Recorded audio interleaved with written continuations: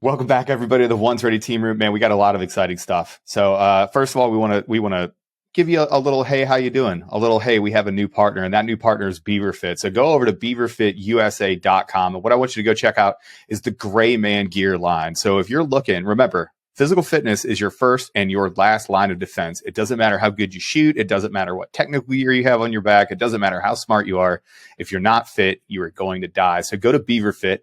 They have been helping folks out in the military, first responder space forever. They started off in the UK. They've got a great presence over here. You may have seen some of their Connex style gyms where they can just pop up a gym out in the middle of nowhere. They've got pull-away kits. But I want y'all to focus on the Gray Man gear. This is individual fitness equipment, everything from sandbags to barbells, deadlift platforms, hex bars, everything that you could possibly need to absolutely get after it in a bare bones sort of environment. Are you going somewhere with no gym? Are you just out in the middle of Montana where you don't have anything around you except for what looks to be Yellowstone?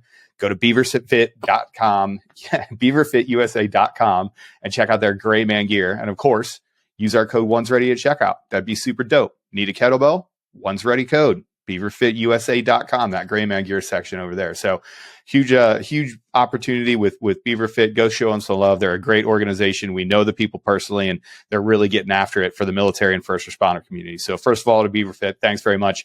beaverfitusa.com. Use code One's Ready at checkout. Yeah, for sure.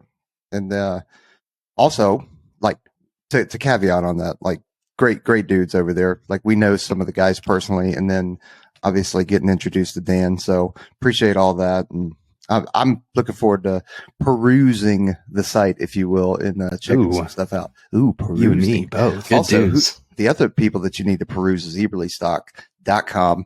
They've got the modular gear. They've got hunting, law enforcement, military, tech apparel, and just overall great dudes. I mean, we met up with them at SHOT Show, Mike McBride and all that kind of good stuff. So great people. Looking forward to working with them even more in the future.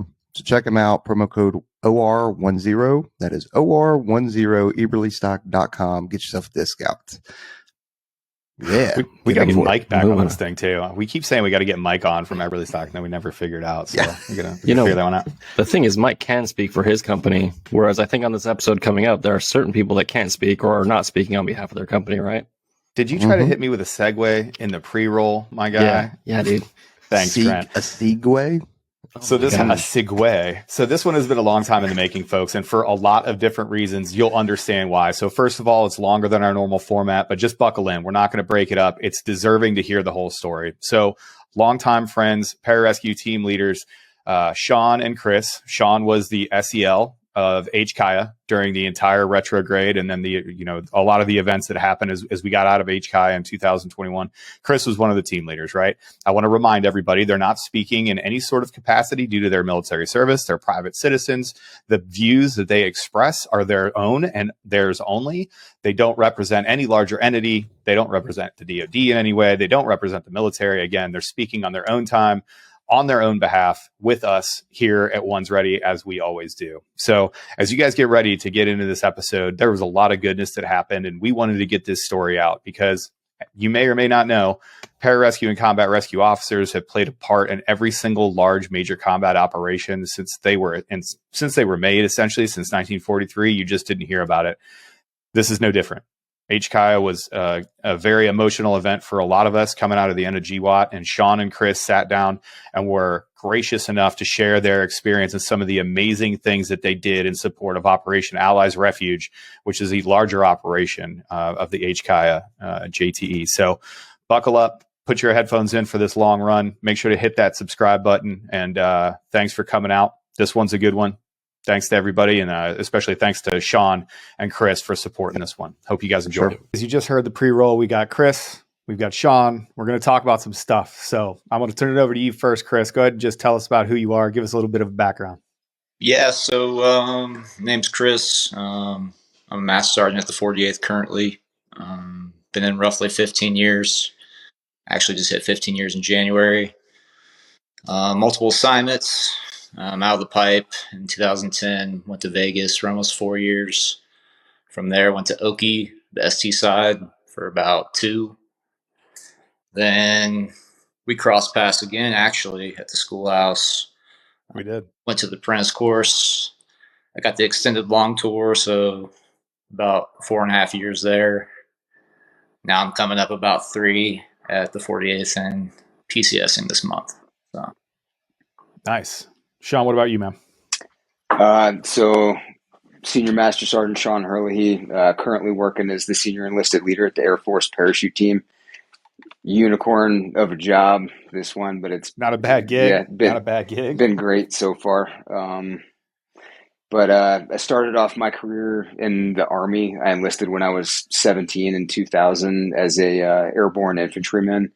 Primarily did infantry support to special operations units. I was assigned to Bravo Company, 2nd Battalion, 20th Special Forces Group in Maryland for a while, and then finished my career at a just a regular infantry unit there in Maryland. But I did my first deployment to Afghanistan in 2003 as a ODB team member.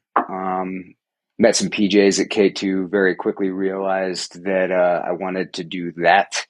So kind of changed. That seems like a way better gig than what you were doing, right? Man. Like I had an idea in my mind about being an SF guy, but when I met these PJs at K2, I was like, dude, these guys are happy.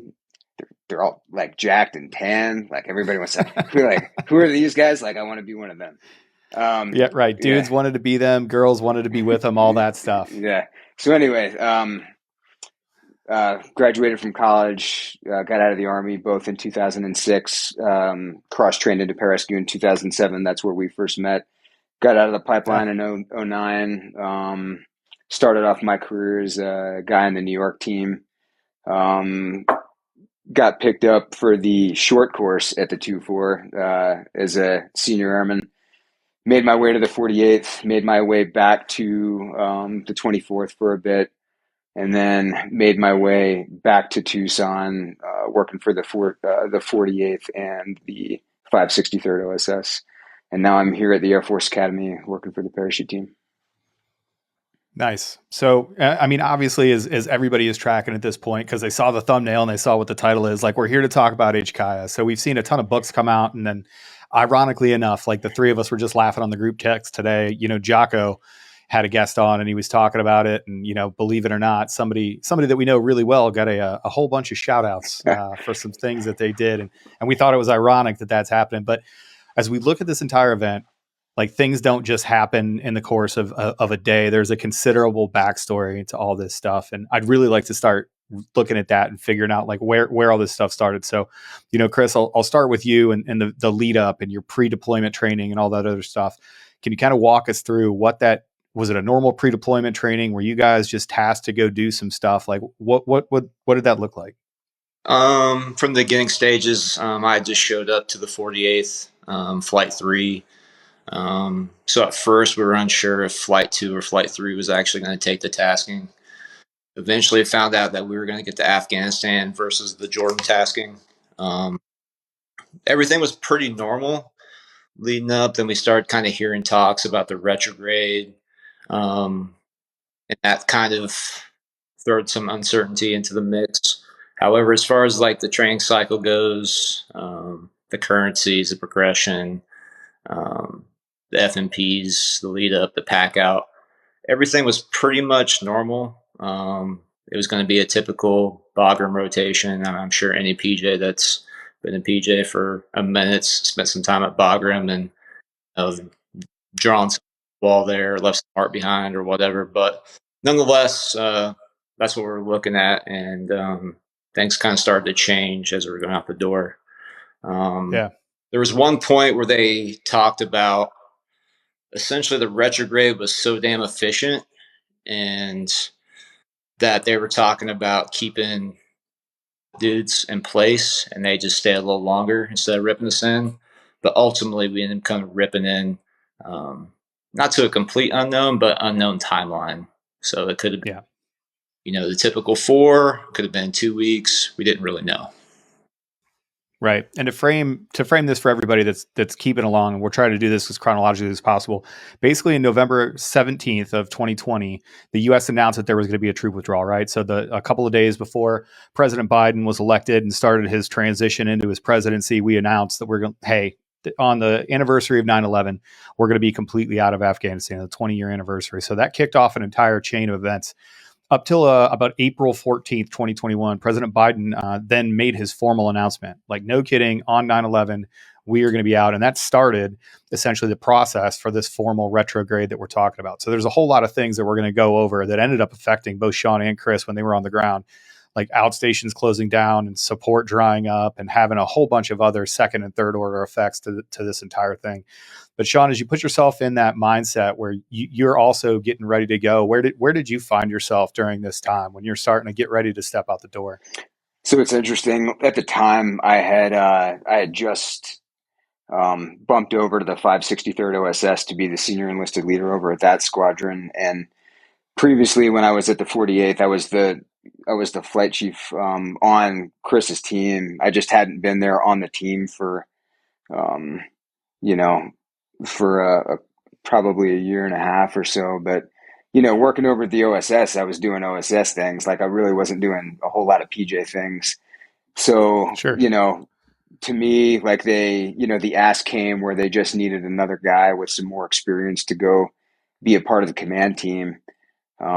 So, I worked a little bit with the team leading up to it, but not much. Like, went out for, I think the majority of like the, like our final battle problem, like final, like, validation exercise, spin up to like function in that SEL and get a couple reps in as a team leader. But, really, I think what they were looking for was somebody to help manage the team from a C2 perspective. And that's where I kind of fit into the mix. Okay. What other challenges did you foresee as you were going in? Like, did you have a good idea of, hey, this is what we're going to do? It's a well-defined task. I'm going to fill in for this specific role. How did you feel training up and getting ready to go? It was kind of ambiguous. Like, all of the chatter surrounding it was that it was going to be a quick deployment. It was, I think the group chief at one point was like, hey, dude, like, I'll see you in like 3 or 4 weeks. This is going to be like a pretty easy kill for you guys, but just be safe, go out there, do what you're there to do, and, hopefully see you soon. So I think from experience, I went in there with the mindset to kind of expect the worst at Bagram. Right. We certainly weren't expecting to relocate to HKIA. But I think we were doing the best that we could to be prepared for all circumstances.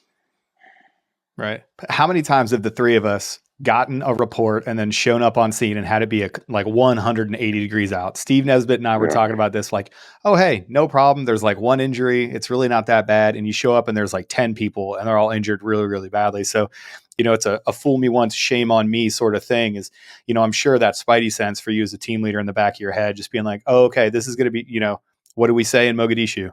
Hey man, you don't need to bring all that stuff. Don't bring the backplate. You're not even going to be out. Like, just bring bullets. You'll be all right. And that turned out to be what it is. So I can understand how that must have been one of those things where you're like, is it really going to be this clean?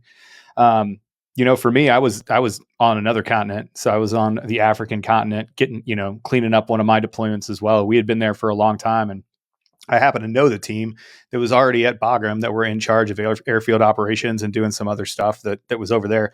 So it was a weird thing where, the three of us disassociated.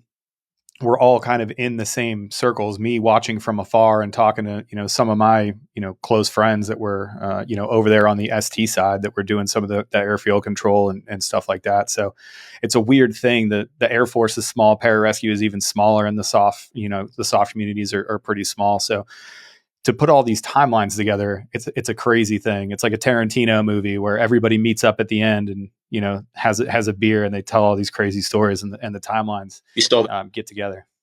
by the way. I did what now? Stole that analogy from me. It's okay. I 100% did the Tarantino movie or what? Mm-hmm. Fantastic. So you guys are getting ready to go. Obviously the spidey sense is, kind of tingling in the back of your heads. And as we keep moving through this timeline here, So the outstations begin to start closing down, and then some other really, really bad things start happening. So right about May, so from April 14th is when we kind of announced, hey, we're going to be out by 2021, September 11th on the 20-year anniversary. May 4th, the Taliban starts to take huge advances down in Helmand. I was actually the PJ that was on, just by luck of the draw, I was the dude that shut down the rescue operations in Helmand, and then ended up back at Bagram probably 4 years later. And we were actually having discussions about 2 airfields, and these 2 airfields are gonna come up later. We were going to go take back Kunduz. We ended up doing that. So we ended up running operations out of Kunduz for a huge multinational event that we did in 2015. But the other one that we were talking about that luckily we didn't have to mission plan for was we were talking about going back and taking Bastion that we had owned before down in the Sangin and down in Helmand. And starting in May, the Wild West that was the Sangin River Valley and the Tangi River Valley and Helmand, as a whole, that started to fall pretty quickly. How did that change your calculus as you guys were figuring out what it is that you were supposed to do? And what was it like to hear that news, Chris? I guess for us, once we realized we were going, the information kind of stopped flowing. Yeah, there was open source, but we were just kind of like get in place mode. Based off of like my best recollection percentages at that point, I think when we showed up, we were probably about 60% closed down, and the Taliban had taken about 30 to 40% of the country back, main MSRs, just a wag. And then as we were going, once we were getting heads on beds, downloading gear, getting up on alert, getting handovers, that first 2 weeks, everybody was just kind of singularly focused on that, and everything else was kind of in the background. Yeah, we're noticing they're taking more provinces. Hey, more things are shutting down. But at the 83rd from the changeover, we're just kind of focused on that, getting that hand slap so they could get out the door. So really that first 3 weeks, we're doing fan flights, doing checks, PCIs, just getting everything together to, do what we've been doing for 20 years, essentially. But after that, once I left, and just to kind of,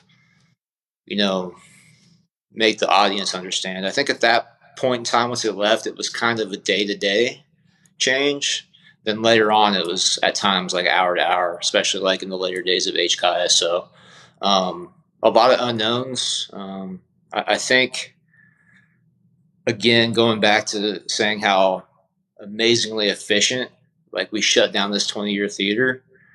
Also, with shutting down theater, there was a lot of key people that were giving intent. Then when that dried up, a lot of people were searching for the right next step. Ultimately, we started, having to use our best judgment because there wasn't anyone to ask, hey, permission or give us authority to do such. So, and I think Sean could kind of pick up from here about the comms that were coming in to the head shed. Then I was just essentially, as the team sergeant, I was just digesting it and regurgitating it to the team for tasks. But he could. Sure. Well, it's, 2 things that I want to hit on there is like, the turnover it's almost a ritualistic process. Like the way that you turn over and the way that you take, alert from another team, every team leader, does it differently. And you phrased it perfectly. Like you're singularly focused on that. Like the world can be blowing up around you. And you're like, listen, there's a checklist of items that we got to get through. I got to get dudes on a sleep schedule. I got to get dudes eating on the right time. I got to make sure that our kits are packed out with our gear and not your gear. We got a left seat, right seat. I got to know who to call. But I really want to focus on like, how did you feel when there was nobody to call? So the dirty little, backside secret about, exfilling all of these people is that you really don't have anybody to call. There was, for so long, for 20 years, there was a really well-defined chain of command and a huge staff and a huge support entity that lived there. And you guys showed up at a time where it's great that it was that efficient, but it's also terrible because you lost all that institutional knowledge and you lost all of those people that were integral little cogs in this machine that we got used to for so long. Did that worry you? Did that give you pause the first time that you called a number that there's nobody there to answer? I think the deployed commander and Sean were feeling a little bit more. I was just trying to support them the best and just keeping the team, motivated and keeping them on task. And, sometimes we were leaning in multiple directions, like at least two, just in case, because we were kind of waiting for the thumbs up on a multitude of ways things could go.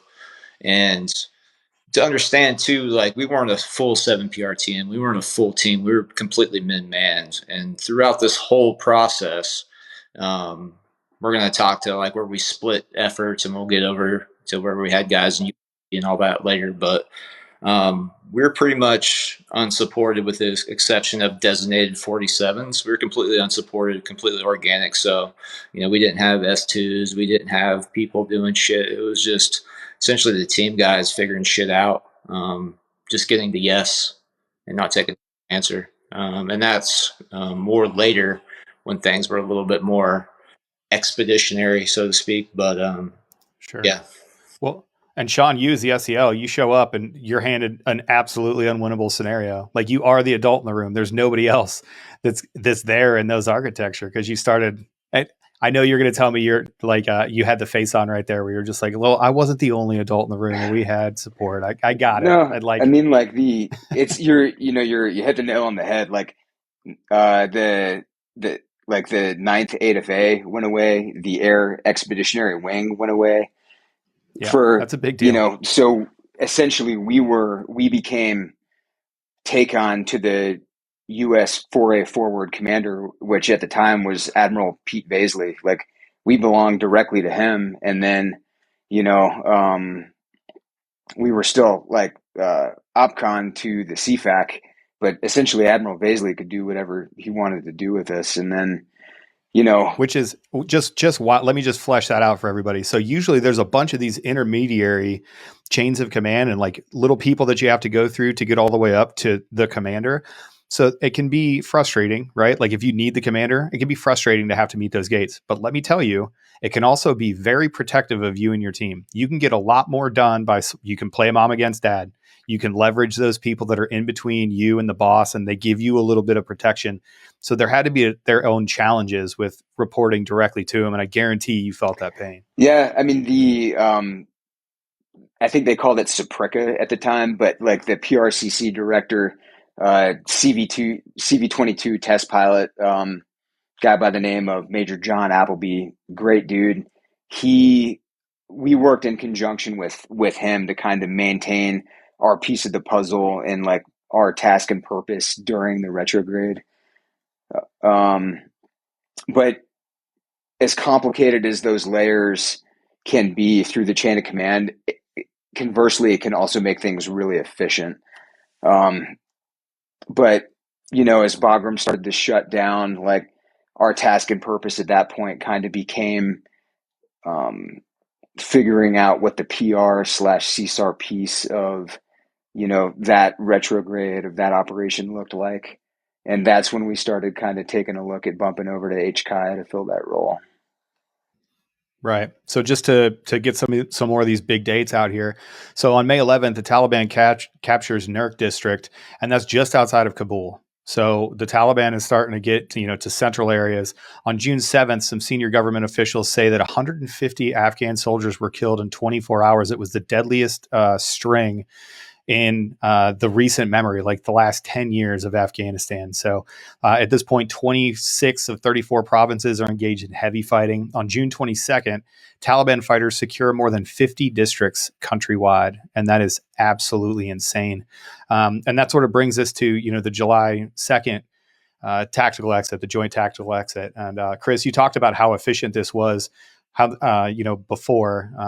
Do you have anything to say about, what happened, kind of around that early July where we started flushing people out? Yeah. Well, I think we need to like back up maybe just a little bit. So, again, after that 3 weeks was kind of up, and we were kind of, coming up for air, and, our deployed commander and Sean had been sitting and essentially hoping someone will give us a way forward, or some type of at least timeline to work from.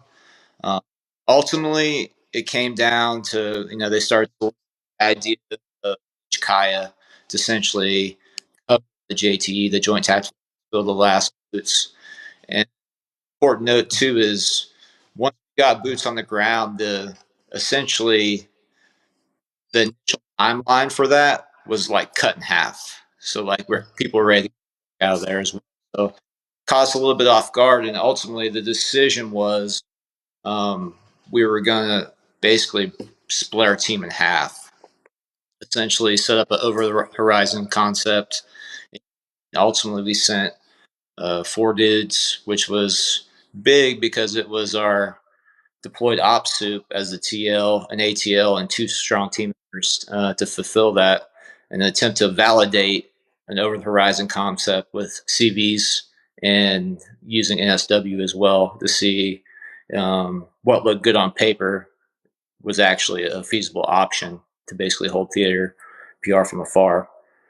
Then the rest of us, essentially, it's hard to bring how big of a muscle movement this was in about 36 hours. Basically, you've seen the 7 PRTM, you've seen the ISUs. Now, trying to pull everything out to give the UAE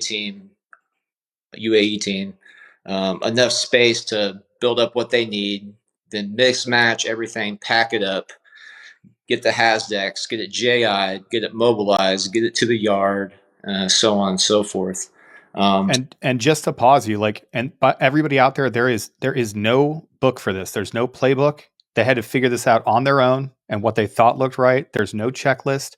It's literally a couple of problems. And by the way, no support. Yeah. Because the support had already been flowing out. So you have to figure this out on your own. So when we talk about problem solvers and initiation and the things that you have to do and that you're going to be expected to do, this is an excellent example of it's not combat related, right? Like we're still in the preparatory phase and phase 0. And he had to make the decision of, okay, well, I'm about to loose these 4 dudes. Let's hopefully get them what they want to validate this concept, which is no small feat in itself. One could say that we're multi-capable airmen, Aaron. One could say, wow, that's capable of agile combat employment, would you say? All right, so hit it off, MCA, Chris. Yeah, so actually, at that decision, that was my job to make sure the gear and people. Meanwhile, our deployed commander was still trying to get intent. Our ops soup TL at that point was trying to get intent. Then Sean was trying to, establish infrastructure, coordinated PDSS, because we're going to a place we've never been or never seen. We can look on the maps. It's very small, not a lot of resources. So at that point, everyone's just kind of like in work mode, probably for about 36 hours. Sure. My ATL, at that point, there was no people to come pick up essentially the ISUs. So we got one. Oh, perfect. We got one forklift, and you guys know where the unit is that go all the way around the flight line. He made about 16 trips consecutively driving back. Oh my. So we were like, oh my God. It is each time, like rip it. It's like, I got a guy, he's like essentially like, how everybody's made a fake ID in their life. He's like making fake HASDEX because there's no fucking HASDEX. He's like creating. He's like oh Jesus with the chick at the yard to prioritize our shit to get it to establish alert. Like guys are just like making shit it happen.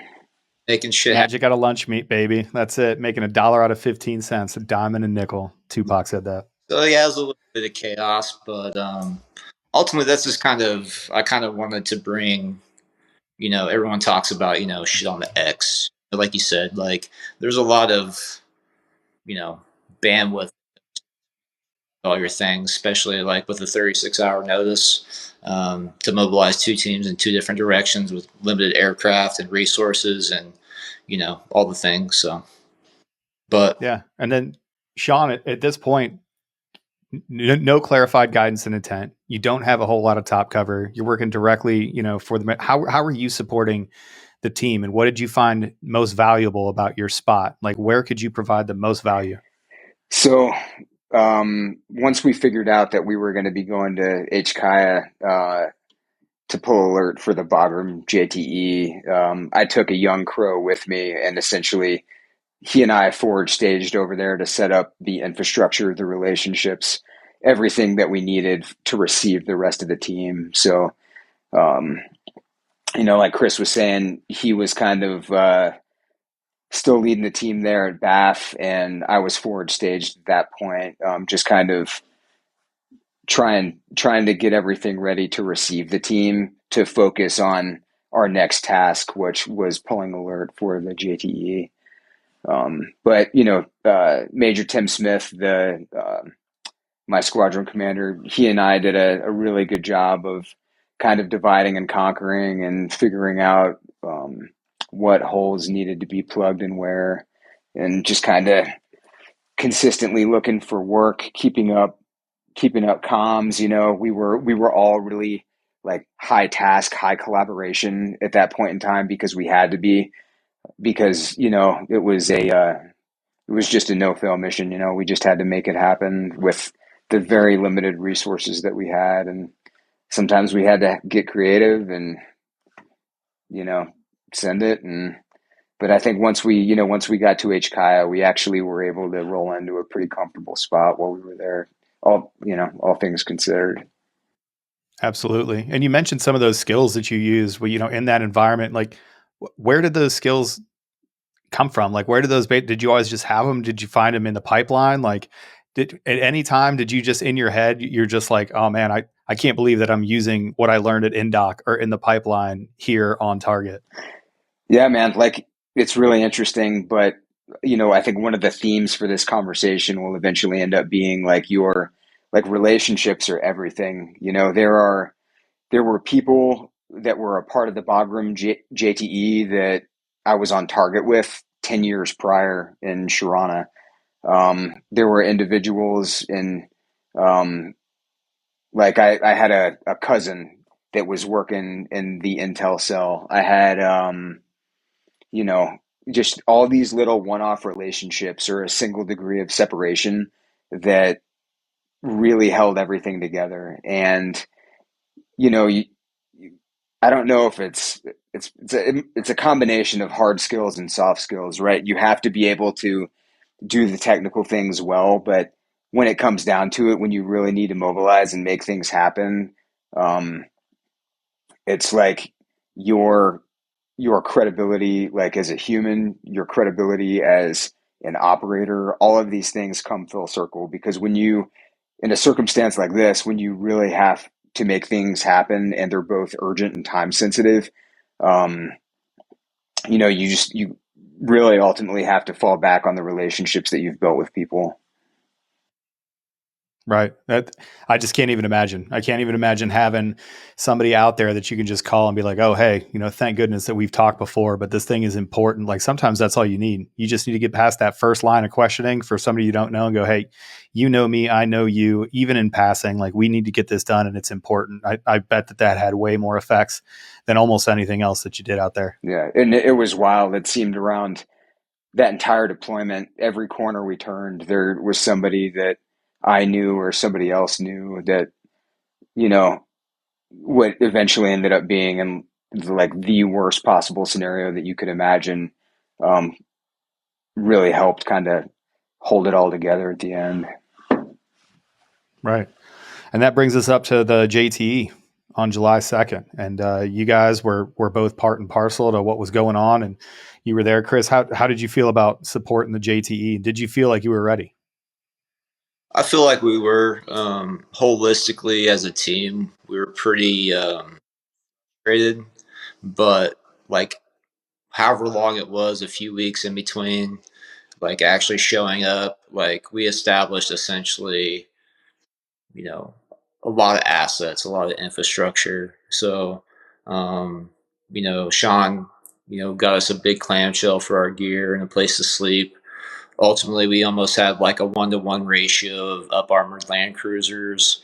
That's awesome. Like, just 15 of my closest friends and up armored land cruisers. Y'all are rolling heavy, baby. Stunning, got nothing on you. We had an up armored, dude. We had an up armored G-Wagon at one point. It was pretty impressive. Yeah. How did you just I don't want to know, but this is what you do. You tactically acquire what you need. Yeah. There you go. It's just kind of like the fog of like bullshit. Like, guys just got tired of like people telling us no for no good reason. So we just like found ways to get to yes. Bartering cigarettes, healthy beers and t-shirts don't hurt you walk in. we're like, how can we get to yes? I mean, I think at one point in time we actually owned the MWR. We traded it. I had a staff sergeant coining the Turkish base commander. Like, guys were just, we'd be like, hey, here's our end state. Hey, we need badging, we need vehicles, we need XYZ. Let's get to yes. I mean, cigarettes aren't off the table. Let's just get to yes. And like, yeah, it was a little loose at times, but it was always for the mission and having everything we needed to do so. But so there was like a lot of tasks and a lot of fucked up sleep schedules and a lot of irritation and funny stories and good bonding moments. But up into the JTE, so it's important to understand that our designated aircraft were on the DOS side, which was, I don't know, at least, a 10 to 15 minute drive down a flight line. It required all these processes and getting through different gates. So essentially we were just hanging out by the aircraft for that day. And another, fuck you sandwich we're given is like our intent. Like, it's like one of the few pieces of intent that we got was like, hey, post this JTE complete, you guys need to be mobilized like within 12 hours, packed out, ready to go to the E. So at that point, again, we're doing the logistics shuffle. We did all this work to kind of set this up, which was fine, past the time. But so we packed up everything, had everything JI'd again and staged, and we just took the shit down the runway, just standard alert gear. So basically, when we got back, hey, we could throw our personal. You throw it in the ISU. Yeah. You take what you're wearing, you throw it in a bag. Like, we all have done this a million times. Throw it in a bag, lock it up. Now you're gone. Yeah. So nonetheless, Sean, how long were we sitting there? It was like about 10, 12 hours probably. For the JTE, yeah, like that over on the Camp Alvarado. Yeah. So yeah, we just kind of just sitting there. We're monitored on comms, ready to go, trying to rest, trying to pass the time. We were within probably a 10-minute wheels up response if needed. We'd probably be waiting on the crew, but yeah, we're just hanging out, and it sounds like everything we were hearing over comms and any intel that we were getting, any X checks, that went pretty flawless. Yeah. It was pretty impressive. Just, watch it all go down on ISR. Lots of different units, organizations, lots of different aircraft. Don't want to get too specific, obviously, but it was really could not have, the exfil from Bagram couldn't have been more efficient or more surgical. That's fantastic. And now, if I'm guessing here, because listen, we all know how things go. So I'm sure you didn't have to unpack that gear, Chris. Like, I'm sure you guys were just like, we're done, son. We're up and out of here. So July 2nd happens and we're gone. That's obviously not true, or we wouldn't have had you on there. Yeah. So we move on to July 26th. 2,400 civilians in Afghanistan killed since May. And that had to be a shitty thing for you guys to hear. Like, I don't want to jump ahead too far, but walk me through from, immediately after the JTE, and spoiler alert, everybody, they didn't leave country just then. So Sean, what were you guys given, and what did you guys have to prepare for after the JTE happened? Spirits had to be super high though, right? You're like, wow, that exfil from Bagram was sweet. It worked well. I felt good about it. Nothing bad happened. What'd you have to do to continue on? Well, it was, it was nice that nothing bad happened during the exfil. I think everybody anticipated getting attacked or something happening during the expo, but fortunately nothing happened. Well, I'll tell you straight up, we were holding our breath. Like, in Afghanistan, like, we were all, first of all, we didn't understand it. And this is not a shot at anybody, and it's certainly not a shot at the chain of command, but we just did not understand it. We're like, what are we doing giving Bagram up? Like, what's happening? It seems backwards. It seems like you would do those other things. And we just tried to orient around it. And then we knew that we had friends on the ground, and, I was talking to those guys daily. I was like, hey man, you guys are doing righteous work. Like, just stay frosty and keep it going. And I'll tell you, like, from downrange, and, granted it was over SIPR, but we were, VTCing with those dudes every day, every couple of days. And we'd have contact, just checking in, say like, hey, how are things going? Is everything's cool? And I'll tell you what, I was pretty relieved that day. kind of around the July 4th period where we were like, hey, it went well. Nothing crazy happened. The guys are out. I don't understand the decision making, but thank goodness, that nothing had went wrong. So you just sort of take it from there and talk us through the decision making that you had to engage in right after the JTE. Yeah. So, I mean, like JTE happens, we go back to, we're existing on the base at HKIA at that point. And, eventually some messaging comes down. It's like, hey, you guys are leaving HKIA. Like, Pararescue Squadron is leaving HKIA. And I look at Major Smith and I was like, bro, we're not fucking leaving. The classic senior NCO, bro. Come on. You got to be an A-dog. That's where you're like, A-dog, we're not leaving. I was like, bro, we're not fucking leaving. And sure enough, like, they generate a C-17 for us. Like, the order comes down, like, pack up all your shit, get it on the plane. You're leaving in however many hours. And I was like, well, clearly somewhere somebody doesn't realize that they're still flying like manned assets over the country. Everywhere. Yeah. All over. Right. Yep. So we get all our shit packed up. We are ready to go and load all our stuff on a C-17. Sure enough, call comes down. Unpack all your shit. You're staying at HKIA.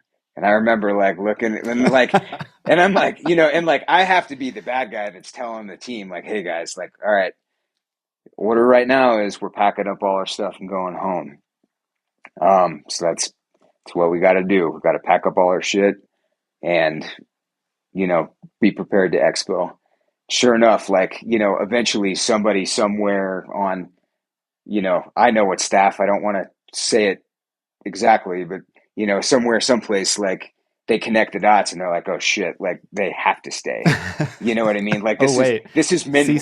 CSAR is min force, right? Exactly. Yes. Like this is min. Like they, so PJs are staying at HKIA, and like so, we unpack all our stuff, set the alert back up,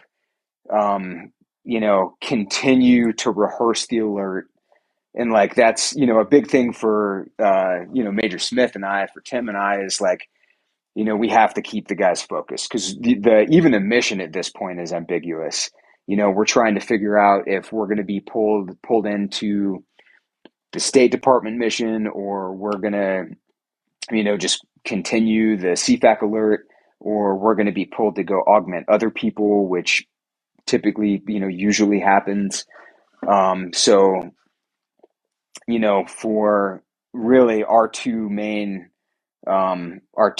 efforts at that point became continuing to like rehearse the alert and iron out all the wrinkles that we have to navigate, especially while our air assets exist in a geographically separate location.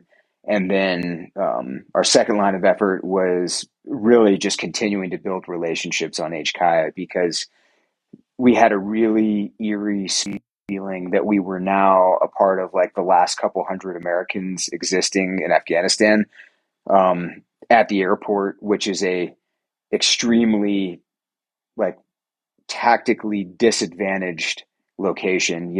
The airfield is that is such a crazy way that you just said that. It's a piece of shit. That airfield is not only I don't know how an airfield can somehow be in the middle of a bowl, but everywhere around it is taller. You can get on any building and see any period of that airfield. It doesn't have like the fencing all the way through is just bullshit. It was an international airport that it was a NATO base at the time that was controlled by the Turks, which presented a lot of challenges for us as well. But, the airfield, our portion of the airfield was surrounded by all these high rise buildings.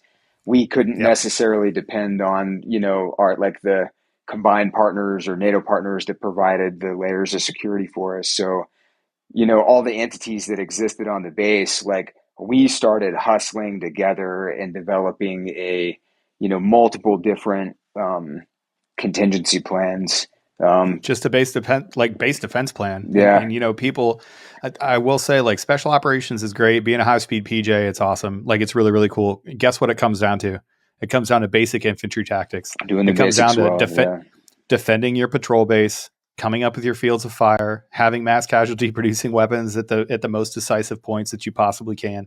That all, it really is your baseline for everything. Yeah. People tend to forget that because we're high flying, scuba diving, mountain climbing MFs. Like sometimes you just need to be a good infantry soldier. And I'm glad you had that background because you had that background to help. I mean, like it was great because, you know, the conventional infantry forces that were there at the time were like, you know, there were a couple platoons from the 10th Mountain Division, and, you know, like me, Chris, Major Smith would walk in, you know, and like, you know, you would see them just kind of like even the conventional guys kind of roll their eyes and they'd be like, oh, fuck, like, who are these jabronis? And I was like, no, motherfucker, like I'm an 11 Bravo.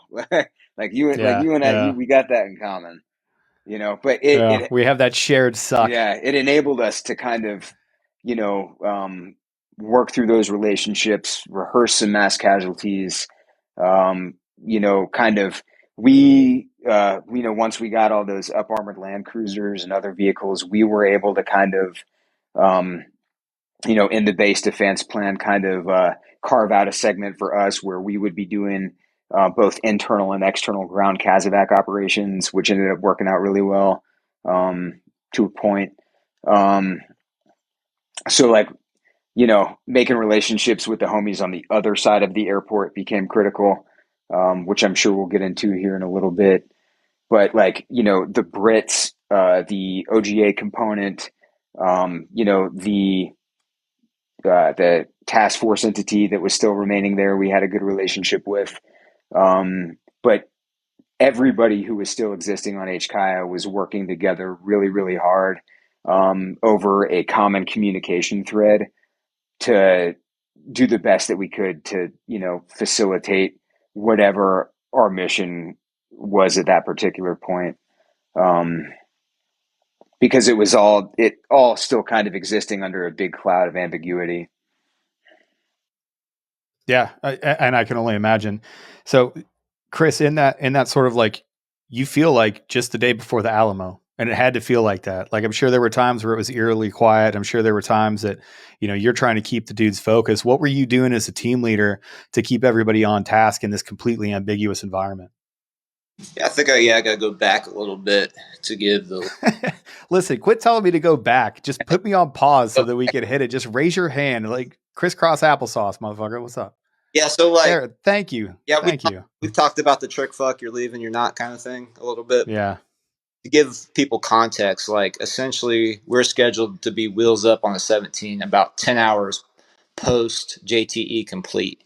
So we spent about 3 to 4 hours checking serial numbers, like getting ISUs, getting them staged, getting them sealed. Dudes are packing up the room for like another 2 or 3 hours, ready basically to walk out of that place. I think I literally had been asleep for about 45 minutes trying to catch a little bit. Then I get a boom, boom, boom, boom. And I'll call it the talk. Then we get this news. So I guess you could see kind of where we're at. Like we've kind of been not necessarily led on, but like we kind of just been going with the flow. And at that point, everyone's like, what the fuck? Right. So meanwhile, so at that point, we were given about, I think, 12 hours to give the thumbs up. Hey, we're 100% back on alert. So focus is on that. But basically, like kind of from here, and I kind of alluded to it earlier, the percentages with, you know, how much we still had, how much the Taliban had, you know, at this point, we've kind of been monitoring like the map is slowly getting more red. And the only thing that's really red anymore is this little peanut around HKIA, which is where we're at. Taliban. Yeah. Right. Right. Which, by the way, we laugh about it now, but Jesus Christ, terrifying. Yeah. Just like, you know, we are laughing because I know you guys intimately, and I'd like that. Okay, that's funny, but stepping back for a second, holy fucking terrifying. And we all felt that for you guys because, like, as any grown man, you know, that's lived our profession as long as we all have collectively, you can look at those writings on the wall, and you know, I describe it as tactical momentum. There's always that time where you can feel that tactical momentum slipping away and you're like, oh no, this does not feel good. Like we need to make some change to stop this chain of events. So this little peanut, and there you are, the Birdman that flies in any weather in the middle of this peanut. Shit. We have to do some. But anyways, so I guess you could the vibe of the team was pretty shit. You know, like we all like to work hard, but we're just all a little frustrated. So, you know, a little dark humor, a little like literally everything we just did for like the last 24 hours, we had to like reverse engineer to get back on alert. And kind of like we're kind of like watching and the trend of the and really the last big hub of Afghanistan is no longer U.S. occupied. Terrifying. So really, terrifying. When the videos of Bagram, like I saw videos. Remember when the Taliban posted those videos of like dudes like working out in the gym and like doing stupid shit on Bagram? Yeah.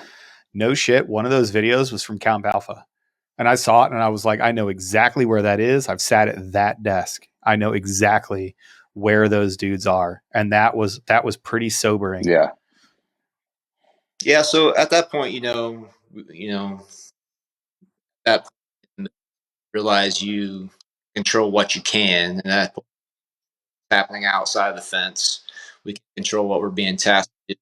So there was a lot of, good team bonding. We were still attempting to make things better at this critical kind of Continuing to creatively acquire real estate. yeah, real. Have to. Hey, everybody's gone. Yeah. Zero drift must be a gift, baby. I don't care. Give me that spot. Little funny story. So like we're kind of, we're doing shit. We're doing site surveys. People are coming to us out of the blue, and they're kind of talking. We'll say it for the first time. Neo. People are kind of like starting to float that, and I think they rebranded it at some point. They started calling it the phase withdrawal, which I okay. said in the middle school I didn't pay attention, but it seems like it was just kind of weird at that point. Right. That you didn't want to call it that. Like, guys, it's called a NEO. And for whatever everybody out there, it's a non-combatant evacuation operation. That's what NEO stands for. And it's a skill set that pararescue and combat rescue officers, we all possess, we all train to, we all work it. So it's part of our skill set that we do. But I love it when people just label stuff differently and expect you not to feel the same way about it. Like, okay. Well, I think I've kind of planted a lot of seeds for conversation. I think it's time for a little bit of a funny story. So, during this time, you're like, oh shit, we're going to be here for a while indefinitely. Because at that point, we're kind of like, well, shit, we're probably going to stay here, and probably someone's going to replace us at this point, unless something weird. No chance anything happens, right? Right. Yeah, for so sure. Like we start seeing, like, you got the bazaars, you got people, you got Turks, it's mainly Turkish, a little bit of U.S. mill we're at. We're seeing these like beach cruiser bikes, and we're like, man, we need some bikes. No good reason. We start like get some bikes. So, like one guy buys a bike, another guy buys a bike. Before long, about like half a dozen of us have like beach cruisers. This one guy on team, one of the junior team members, he's like a very calculated fella, right? So, buy like the first one we see, we just like, oh, you want $40 for it? Here's 50, man. Cool, call it a deal. But he like gets the most supreme beach cruiser. We made friends with this dude at the coffee shop. He's like, I have friends. I can get you the bike you want. He explains everything he wants, the whole trim. He's so proud of this bike when he gets it. He's like, look at my bike. This team member and ATL have this very toxic communication style with each other. They just shit on each other a lot. And for whatever reason, the ATL got pissed at the team member with the lush bike. So he steals it in the night. Wait, so in the middle of a war zone, this guy, his supervisor, decides that he's just going to steal a bike. Oh, okay, no, I'm tracking. Yeah, continue. This is normal J shit. It gets better for like the next couple days, like on the doors to like the morale room and stuff. He's taking apart the bike in pieces and leaving ransom notes. So yeah, you on it. So this team member of mine, well, not mine, but the team member gets ours. The royal we. There you go. Like soft-spoken, chill dude. Like we're like walking chow hall. He walks up to me. He's like, "Hey, Chris, I'm gonna kick his ass. Is it cool?" I'm like, no, it's not cool. you're gonna fight your bro over a fucking bike, man? Are you serious? Serious right now? Where were we? It doesn't matter. You got to find any port in the storm to help keep the team motivated. Like that's hilarious. And people don't understand this too. Like, you know, Peaches and I have talked about it on the podcast before. Like some of the hardest that I've ever laughed has been at like the world's worst times where you just look at your bro and you're like, all I can do is laugh because it's, man, the walls are closing in around you. There you are trying to figure out how to stay motivated in complete absence of order or any sort of semblance of what you're used to. And here are these dudes talking about getting into a fist fight over a bicycle that they bought from a national. If that isn't what this thing is meant to be, I got to be honest with you. I don't know what it is. So as we're down there, the walls start closing in and it feels very Alamo-y. And you guys are stuck there at HKIA for a long time. I imagine that there were, and you know, while we're talking about NEOs, right?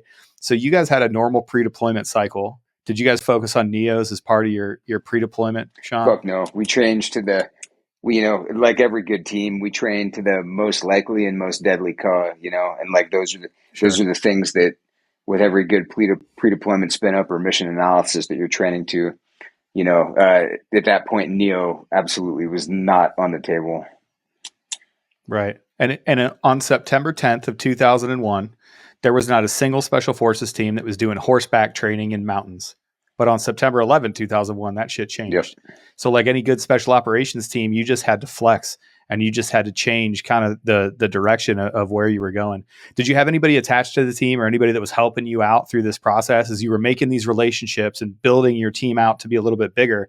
You're bringing people into the fold, I would assume. Is there anybody at this point that sort of highlighted themselves as you're like, hey, we need this person to work with us more closely? Dude, we brought in a brand new senior airman JTAC that we got cut to us. Great dude, by the way. Like that kid jobbed out. TAC P TAC P. Okay, nice. We brought him in, and I can't even remember which organization offered him up to us, but he was a guard TAC, right, Chris? Guard TAC P kid.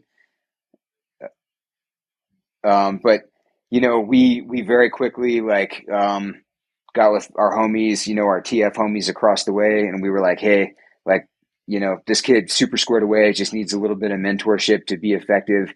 You know, you guys are probably some of the most lethal assets that we have here, so we need to figure out how to use you all appropriately in the event that this Alamo plan has to be executed.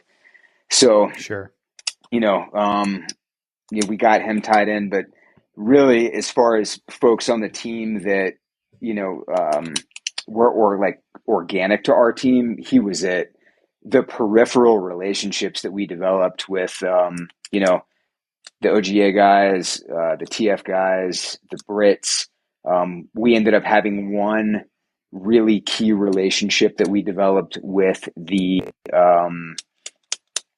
Marine Operations Group Central Forward Counterintelligence Team. Like their gunnery sergeant became a really, really critical piece in our operation later on down the road. But you know, hey Sean, I'm gonna kill you if you keep clicking that pen. Like I swear to God, like I'm gonna have to hear about this. People are gonna blame me in the comment section. They'll be like, "Oh, it was great until this clicking came on, and it was all Aaron's fault."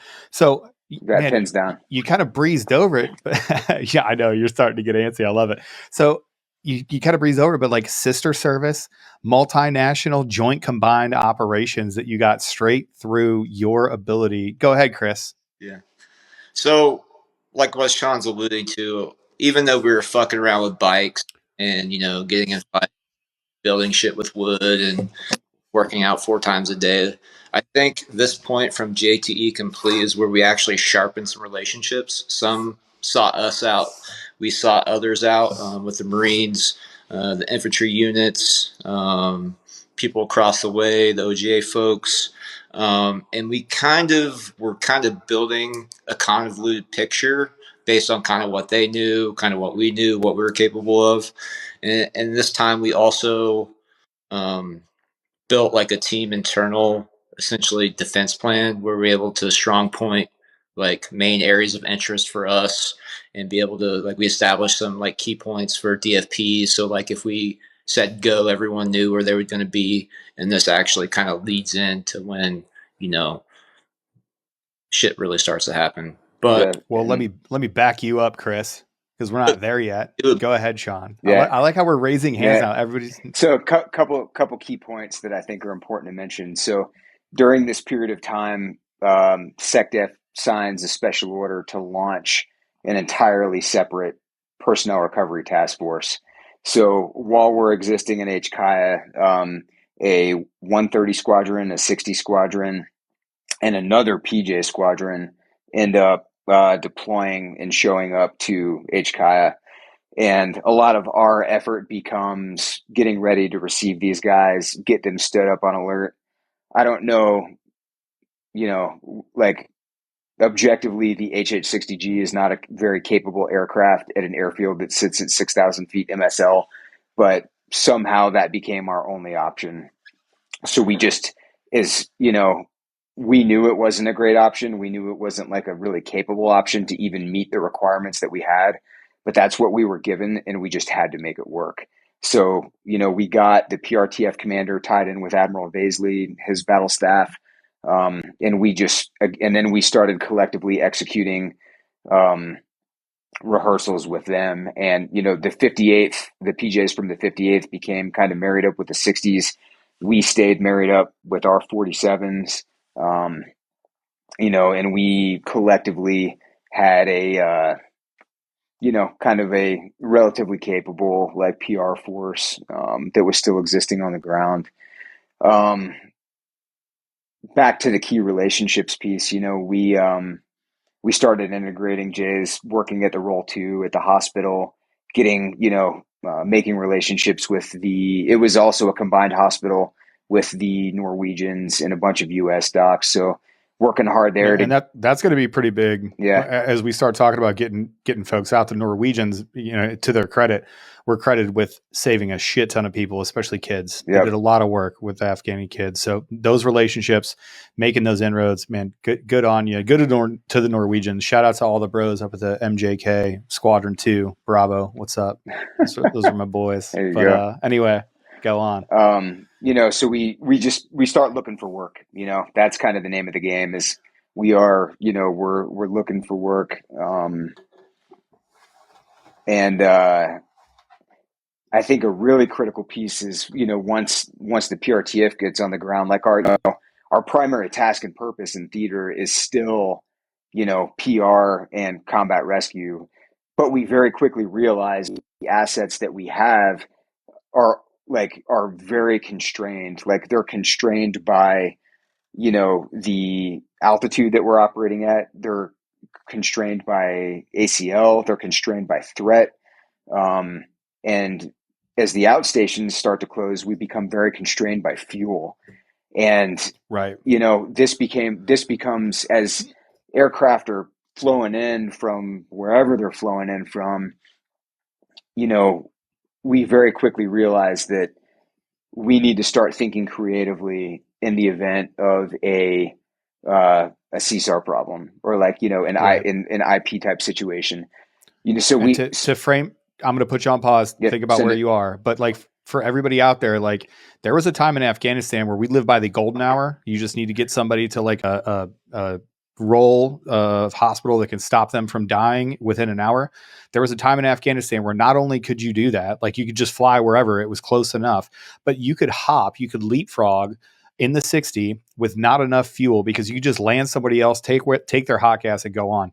I want to focus you into what Sean is saying. That doesn't exist now. Those outstations that you could just land at and you could get, if your aircraft had a problem or if you needed fuel, that wasn't a thing. The only show in town was HKIA and you didn't have anywhere else that you could go. So you had to start looking to source other options because it just was not an option. And even, the AR tracks, I guarantee were not that cool. You weren't just going to be able to get a tanker overhead. This was not 2010 Afghanistan, 2015 Afghanistan, where you had the world overhead and you had any number of resources.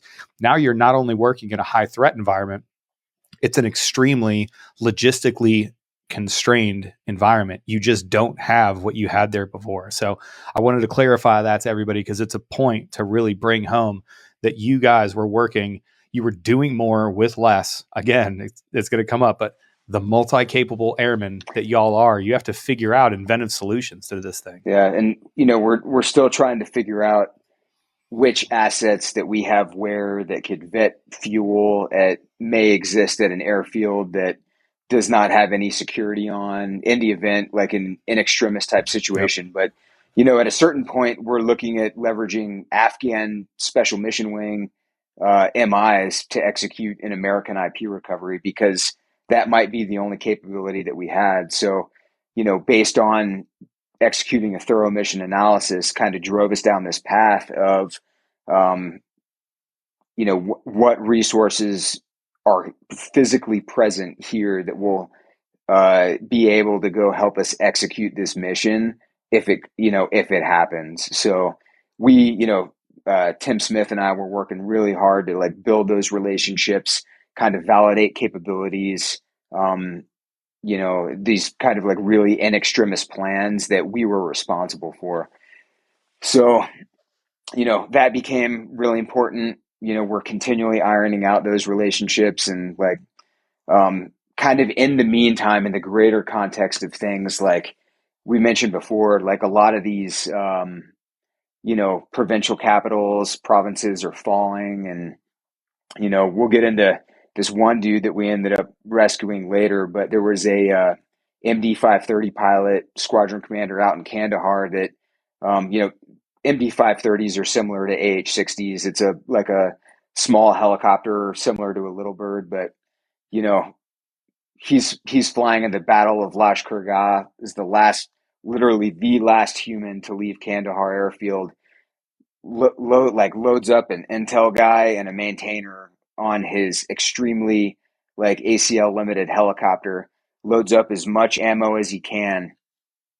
This guy, to talk about the sheer valor and willpower that's in fight that is still left in some of these Afghans during this period of time, he takes off flying single pilot, single ship, Winchester's all his ammo, kills as many Talibs as he possibly can, ends up crash landing in a middle of a field somewhere, jettisoning jettisons his guns, jettisons his empty fuel pods, and eventually ends up gets close enough to Kabul that he can call some homies on his cell phone, and that come to get him to meet up with his family that he's pre-staged in Kabul, because he didn't know if he was going to make it there or not.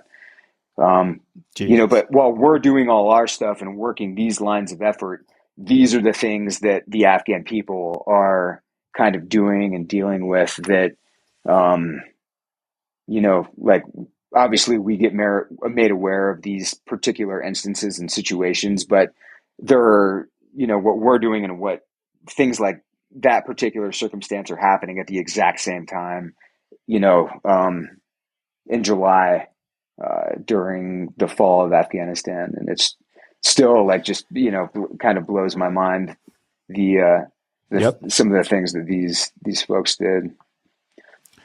Yeah, and that gets us to August 6th, kind of what you're talking about. The first provincial capital falls in Zaranj. Kunduz falls shortly after that. And, I already alluded to it, but it's crazy you bring up the Mi-17s. But I watched those Mi-17 pilots when we took over the Kunduz airfield, and we had essentially a huge operation that was in the fall and winter of one of those years.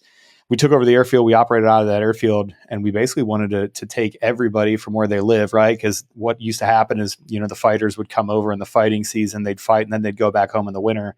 Well, we had this crazy plan, and I say we, I mean America, seize this airfield, and then we're going to run operations out of there with a combined force, and we're going to go route all these people out where they live.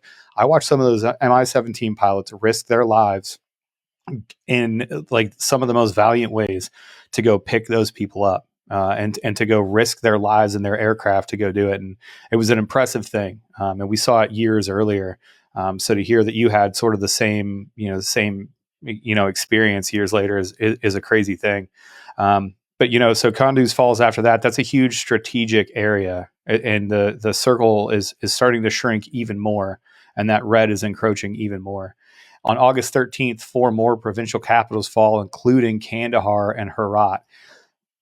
Before we went to Bagram in 2015, we were running, at one time in the heydays of Afghanistan, Air Force Rescue played a role in Helmand, in Bagram, and Kandahar, and all of the surrounding areas. Jabad, Abad, Asadabad, all these other places were all places that we went. Herat, up north, up to Mazari Sharif, that we'll talk about in a second, and Shank and Sharana and all these other places. The landscape had remarkably changed for you guys at this point. And that brings us sort of, to this August 13 timeline. 4 more provincials fall, but most importantly in Herat, Mohammed Ismail Khan, the primary guy that's fighting against the Taliban, he ends up getting captured. And this absolutely breaks the heart of the resistance. And things start going downhill pretty quickly. So, Chris, we talked about that team leader intuition. Oh no, Sean, you got it. I like the little one, the little guy. Yeah. What do you got? So August 14th was an interesting day because we got notified of a PR incident that we potentially were going to have to respond to. And it turned out that there were these 2 vice reporters that had voluntarily embedded themselves with like an NFU 0 unit down in Kandahar. And they were with the 0 unit during like the Battle of Kandahar, during the fall of Kandahar. Mm-hmm. And they almost, like the 0 unit got overwhelmed. They, took a lot of casualties, and these 2 vice reporters were embedded with them. I think that their documentaries on YouTube. I haven't watched it, but I've been told it's pretty interesting. But anyway, these guys we end up flying an Afghan C-130 down there to exfil the NSU Zero Force, where these 2 American vice reporters are on.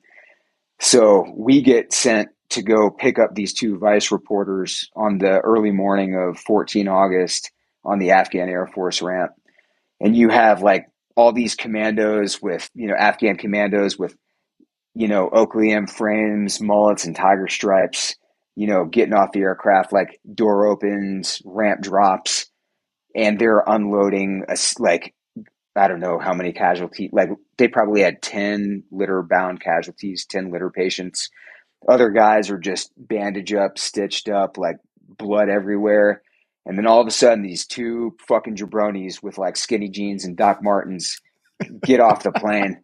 And I'm like, you guys, in my mind, I'm like, you realize that we almost got spun up to like, come save y'all. Like, I understand like the nature of journalism sometimes, but I was like, man, this is just really not the right place or the right situation for you guys to,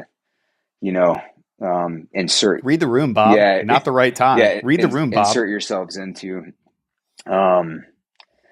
But so we take control of these 2 Americans and then hand them off to some other folks and get them kind of on their way home. But for me, like that was the first time I like was able to like see or touch kind of like the chaos that was going on outside of the gates, was seeing like all of these casualties get taken off of this Afghan Air Force C-130 on ramp 9. It was really sobering, and it kind of did that make it more real for you? Did you? I mean, like it did, because like in my mind, I knew what we were preparing for, like the intel reporting, the threat reporting, everything that was happening, all the rehearsals that we were doing for the like quote unquote Alamo plan. But like now you could see blood, now you could see casualties, and now like it's like your spidey senses are now validated. It is kind of the best way to describe it. But that was essentially my experience on 14 August.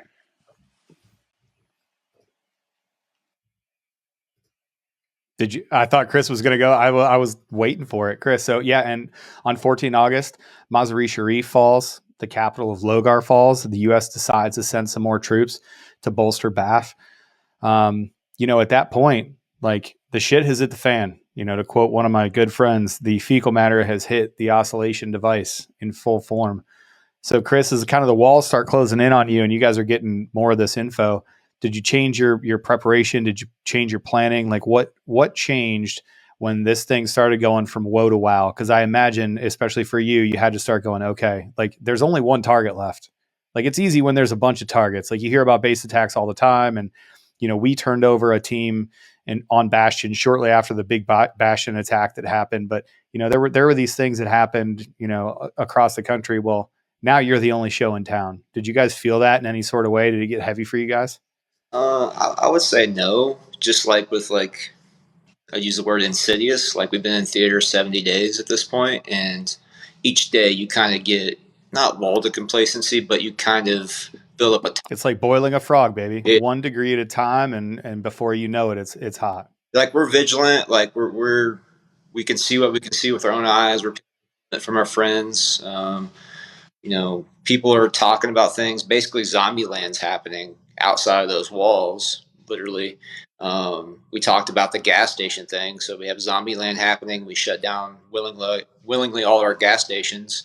So every key conversation, mission planning, rehearsal always revolved around gas and playtime and so on and so forth. So I would say yes, but it wasn't just like one day, hey, we're going to think about everything. We were just making tweaks as we went along.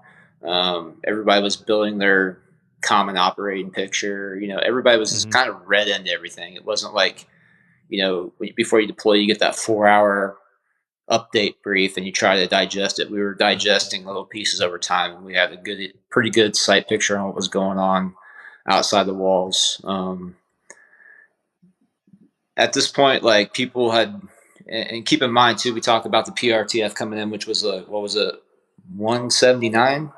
And when we say PRTF, we're talking about Personnel Recovery Task Force. So it's a specifically trained, equipped, employed, and deployed entity that is there to affect personnel recovery, right? So remember that the Air Force is the only entity that actually has a force that trains 100% of its time, 24 hours a day, 365 days a year to personnel recovery, and it provides those services to the larger DoD. So when the DoD was like, hey, we have this huge thing going on, we need somebody to come in and do PR, they tasked the PRTF, and that is an expeditionary asset. Sorry to interrupt, Chris. So keep in mind, we've kind of watched this space, went down to bare bones of fluctuation personnel. Got coalition forces going home. Then from the point AT till now, like I mentioned, the PRTF, which is roughly 200 people, and UTCs and aircraft. We have other assets. So basically, watched everybody leave, then we watched it being built back to. So yeah, we all knew something wasn't necessarily imminent, but we knew there was that thing, if that makes sense. It does. You're smart enough to figure out like, hey, you can read the writing on the wall. This wasn't your first rodeo. Like you understand when things are, that tactical momentum is slipping away. And that brings us to August 15th. So Jalalabad falls. The greatest thing about Jalalabad used to be they would have a Mongolian barbecue on I want to say it was Thursdays. There was a special operations hub that was down there, and we would have PJs that were attached to the special forces units that were there, the Army Green Berets, and they would hit us up. They'd be like, hey, Mongolian barbecue on Thursdays. So we would take flights down to JBAD, and we would go meet up with those dudes just so that we could eat their Mongolian barbecue at their chow hall. It was fire. But Jalalabad falls, and the big thing about that is that it effectively surrounds Kabul. Yep. So now you are no shit effectively surrounded. Yep. 15 August was also another really important date because President Ghani fled the country. So Ghani flees, and Shukriya Barakzai, the Afghan ambassador to Norway, becomes like the de facto first lady of Afghanistan, and that becomes an important fact slightly later on down the timeline. Ooh, I love the storytelling. Yeah. I love it. Let's just foreshadow it a little bit. Don't go anywhere, anybody. Just smash that subscribe button while you're here, and let's talk about it here in a second. So you guys are effectively surrounded a day later. And this is 124 days after Biden announces withdrawal. We spent 20 years training, equipping, getting ready, working side by side. And in 124 days, the Taliban takes Kabul after Biden announces the withdrawal. It was a shock to everybody. I was home at this time. I had redeployed just prior to this. I'd actually just gotten off a plane back to home station and had about enough time to get my sleep cycle when I saw that Kabul had fallen. Did that give you guys, I mean, there had to be an emotional involvement in this entire thing. I was involved in a completely different thing, back here and a little bit of dissociated from it. So I'm not going to pretend like I was like crying myself to sleep every night, but there had to be some feelings that you guys had about Afghanistan falling in the manner that it did. Chris, did it matter to you at all? Not necessarily in the moment. I think we were so focused on keeping an ear open to see like what the next thing was. But looking back, just managing expectations, like as long as we took to establish what we had, then quickly it dissolved. Realistically, like we were going to leave that thing feeling good about it. Right. Completely good about it. And this is just from my perspective, but thinking about, the Marine that spent every summer in his 20s in RC South patrolling that motherfucker, and how he felt about, his friends and like, and that's just one example off the top of my head. So, but being realistic about it, like there was no good way to leave that place, Yeah. And Sean, you talked about it personally with me, that your emotional investment that really drove a lot of your decision making, like that day where you were just like, okay, this is a thing now. Now it's about protecting the guys, to the left and to the right and getting as many people out as possible. This is really the first day that was a thing, because you're like, okay, well, it's done. Like the resistance, it may be valiant, it may be well placed, but it's over. And now we got to figure out what the next step is. How did you keep your mind right and think about what that next step is in that moment? The problem is that it was really hard the next step was like so ambiguous, right? Like based off of what the Taliban had been doing, how they were essentially, decimating the, Afghan National Army and like the Afghan security forces. They were just like laying down their weapons and fleeing. They were making very deliberate, calculated executions of like key government officials leading up to this point. So, we're getting all this, we're getting flooded with intel through official channels and through open source. And in my mind, I'm taking all of this information and processing it. And my intuition is telling me that they're going to try to start a fight at the airport, likely through indirect fire, rockets, mortars, because of their standoff capability and their the ability for us not to be able to engage them at those distances. And I'm anticipating a fight at this point. And I had made sure that the team was ready. We had, defensive fighting positions, range cards, just like you were saying, high casualty producing weapons at all the right points. Like, that was what I demanded that the team executed and rehearsed up until this point. And, that's in my mind, what I was preparing myself for was this Alamo type situation.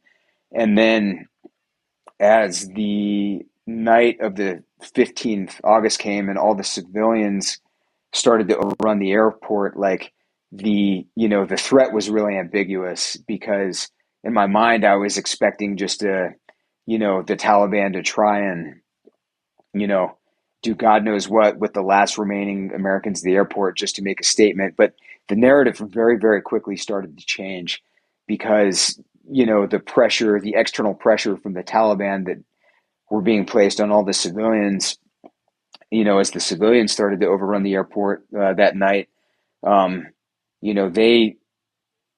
we very quickly started to realize that they were in fear for their lives, in a absolutely desperate way. So I'm trying. Did that humanize them to you? Oh, Because a lot absolutely. of times, like Afghans, I've been on multiple deployments with, Katejas commandos, like develop close relationships with these guys over my 20 plus year career in the military, right? And mainly as a GWAT fucking soldier. So, the humanizing them was never really a factor. But when you see entire families of, men, women, children, women carrying very, very small babies, like rushing the airfield, that it not only humanizes them, but it it forces your mindset to shift from, protecting your physical space from the enemy to like, what the fuck are we going to do about these people? right.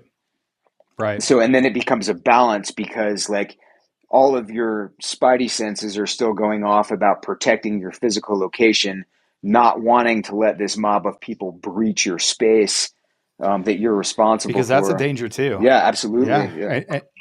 And you don't know how somebody can hide and tacker in there. You can't vet these people. There's no way. And to frame this for everybody too, all it takes is a couple well-placed mortars on this airfield, and now it really is the Alamo. Now it is we can't drive a plane down it to get enough speed to take off. Now it's a real thing. Like, you guys have to understand what the actual meaning and behind the feelings are here. So you have all these competing interests of, I have to protect my team, I have to protect myself, I have to protect the people that I'm there to actually support.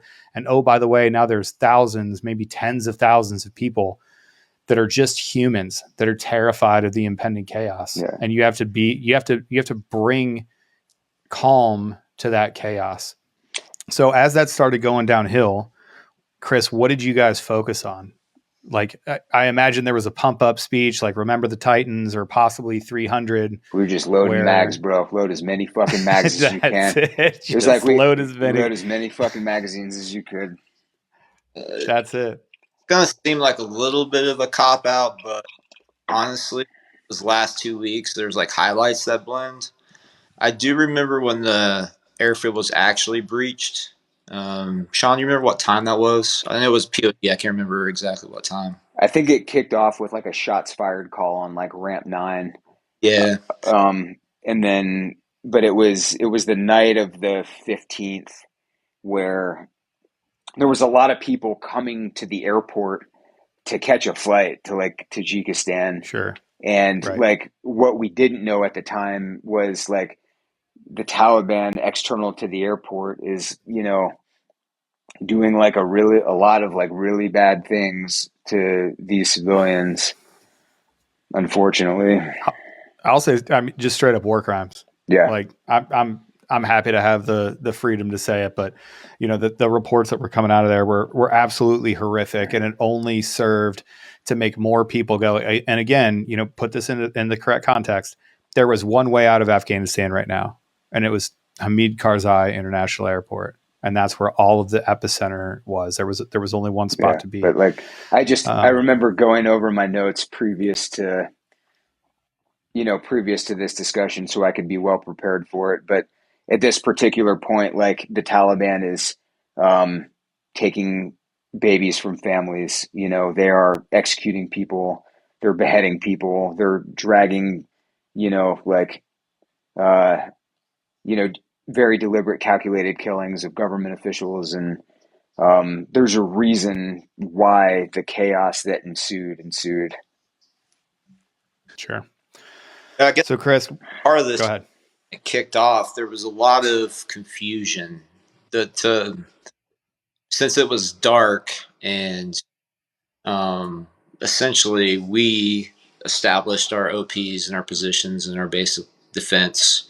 We had our senior leader talk, waiting to get some clarity what was going on. We're all up comms, and my position was basically where we bedded down was a structure that was a couple stories over the fence so I could overlook the whole airfield and over to the terminal.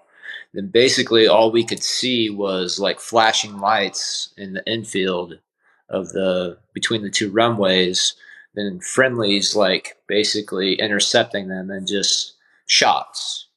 Come to find out they're warning shots, but basically you see flashing overt lights, and then you see, you know, MRAPs and stuff going to meet these people halfway and kind of prohibit their limited advance over to really where the bread and butter of the base was. Um, then from there, it was truly just a pickup game, to be honest. Then foreshadowing, as you like to say, like the things that we ended up doing, the good that we're able to do, generally came to us. Like people requesting us, and we kind of did one thing which led to the next, and so on and so forth. And we kind of just got flowing, then we didn't really look back. Really the first couple days of it was kind of slow as far as like making like a true difference. We were still trying to kind of understand exactly what was going on. The crowd control was the biggest thing because warning shots and smokes only go so far. But when we finally brought in an Afghan commando entity to kind of help us with the crowd control, they're able to actually push it off the airfield at that point. Then it's just like good to mention also, like from my perspective, there's all this noise like literally in our face, but also we are pulling CFAC alert for assets. So there is a tipping point where we start to accept risk on holding alert for CFAC. Keep in mind we are mid-man. We don't have shifts. We have one team. But really for me, based on what I recall, that first couple of days was pretty slow. We weren't like pulling people over the fence yet or, you know, moving buses full of people. We were just kind of trying to understand, protect ourselves, just get our wits about us. Do you think the PJs are like uniquely suited to this thing, like for who we are and what we do and what we train to? I would say yes. I mean, just because, yeah, I mean, obviously you talk about the selection process and attributes and the conditioning, but I think we're fairly used to being handed a massive dick sandwich, you know, up front, and figuring out how to nibble on the eat that dick, you know, so to speak. I was going to cut this into a reel right now, and you prevented me with your language. You made it so that I can't possibly actually cut you off and like make a clean clip of that. So I want to say thanks, Chris. You've always kept me honest, and this time is no different. So make me work for it. I know what you're doing. But I'm been involved with hey bro, here's your upgrade scenario. You have a 6-man team, you have 25, you know, non-ambulatory critical patients. You are in an unwinnable tactical situation and you have no assets. Go. So I mean, we're kind of used to just kind of being that way, and I think whether we did it on purpose or whatever, we're just trying to be that shitty evaluator or whatever. Right. But I can hear you. I'm right here. Like I can hear you when you talk. So, but short answer, which ended up being a longer answer, yes. Yeah. I think Chris did a really good job of kind of defining what our priorities were at that time. Like we knew that we were still on the hook to respond to a PR incident based on our like task and purpose inside of the Alamo plan. We had the ability to execute ground casevac internal and external to the airfield as all of that was going on. But our primary, most time sensitive and most urgent task at that particular point was base defense and controlling the airfield. And I think then that's when, you know, the scales started to tip from like, well, maybe we're not going to get decimated on this airfield. Maybe the problem is kind of simultaneously shifting to controlling this crowd. And then the crowd control became a combined effort of some zero units, and then the U.S. eventually deploying enough combat power from the 82nd and existing Marine entities to eventually secure the airfield. I think on the 16th, it was like POD 1617 that we were able to move the FLOT back to basically like runway center. Got it. FLOT is forward line of troops. That's basically no man's land. Like that's where the enemy is and you aren't. So I want to kind of dig into this a little bit. Like there were all these other agencies, right, that were helping out, but in a very well publicized move, there were some other agencies that were also involving themselves in this area. Did you have any? You don't even have to talk about it. What I would ask is, did those agencies, were they helping? Were they hurting? Was it a good thing? Was it a bad thing? I think based on like the situation was bad for everybody at that point. It was bad for us. It was bad for the Taliban, and I think we were doing everything that we could. I dare say work together to keep it under control. But there were some very, very high level discussions going on to try and maintain control of the airport itself. Sure. Yeah. And to be honest with you, any port in the storm, there comes a time, I'm reminded of, the Americans and the Germans in World War II that had Christmas dinner together. Like, hey, listen, we may have had our differences prior to this, but unless we really figure this out, like it's just going to end with more people dead. We got to figure out a way to make this happen. And Chris, you did a perfect job of explaining earlier. Sometimes it's hour to hour. Sometimes it's decision to decision. And those sort of things remind me of, making it meal to meal at NDOC. Sean, you and I went meal to meal together. Our entire NDOC was, hey, just make it to lunch, just make it to dinner. Just, hey, we got breakfast done. Let's just make it to lunch. Let's have a couple of those. And Chris, way to screw up my soundbite there. But that's why I think pararescuemen and combat rescue officers are uniquely suited to this. To a larger extent, the soft community is really, really good at just living in the suck and finding ways to continue to press on. Were there any other folks that you made? Like, I want to touch on the relationship thing. You've established all these relationships, and now here you guys are in a time of need. Did you guys link up with those people that you made those relationships with, and how did that help you out in those times? Because we're going downhill, like we're speeding towards, the next event as we get through the 16th, the 17th, the 18th. You guys are figuring out things that you needed to do. What were those days like? I'll say a little bit, and I think Sean could kind of. There was a very key thing that we got information on that kind of opened the curtain to us transforming ourselves and our priorities. Yeah, we were still going to hold the seat back thing, but we're not going to ignore that there's things that could be done, and like going back to like us being a squad size element, having lots of vehicles, so our maneuverability was awesome, our ability to go do things. But yeah, just leading up to that, like at that point, this key moment that Sean's going to talk about is when we were bumping shoulders with people and they were able to do one thing, but like, hey, next time, can you help me do this thing? But like, hey, I got this thing. Can you help me with this thing? Then it just kind of proliferated after that. Like, hey, this is the PJ's op. Then we had support from guys. Hey, this is so-and-so's op. Like, or goal or task, it wasn't really an operation because it was just really a pickup game of people just trying to be good.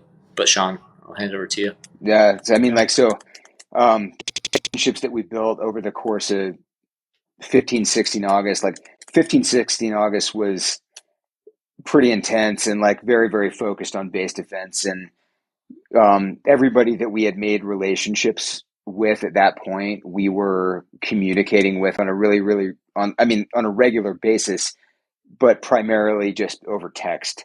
It's like, hey, bro, what do you got? Do you need my help? Dudes would be pinging us. Hey, man, what do you got? Like, are you guys okay? Do you need us to flex over there? And, no troops in contact, no casualties. Everything is kind of not hominis dominus, but everybody's maintaining at this point. And then, sure. the 17th rolls around, and something really interesting happens on the 17th for us. And sorry, I'm going to put my fucking pen down. Thank you, please. Yeah, I was just about to ask you again. Yeah. Like, I get, Sorry, it's kind of you like, just have to understand. I'm just like kind of hyped up right now, but so I love the energy. Just do it quietly, my guy.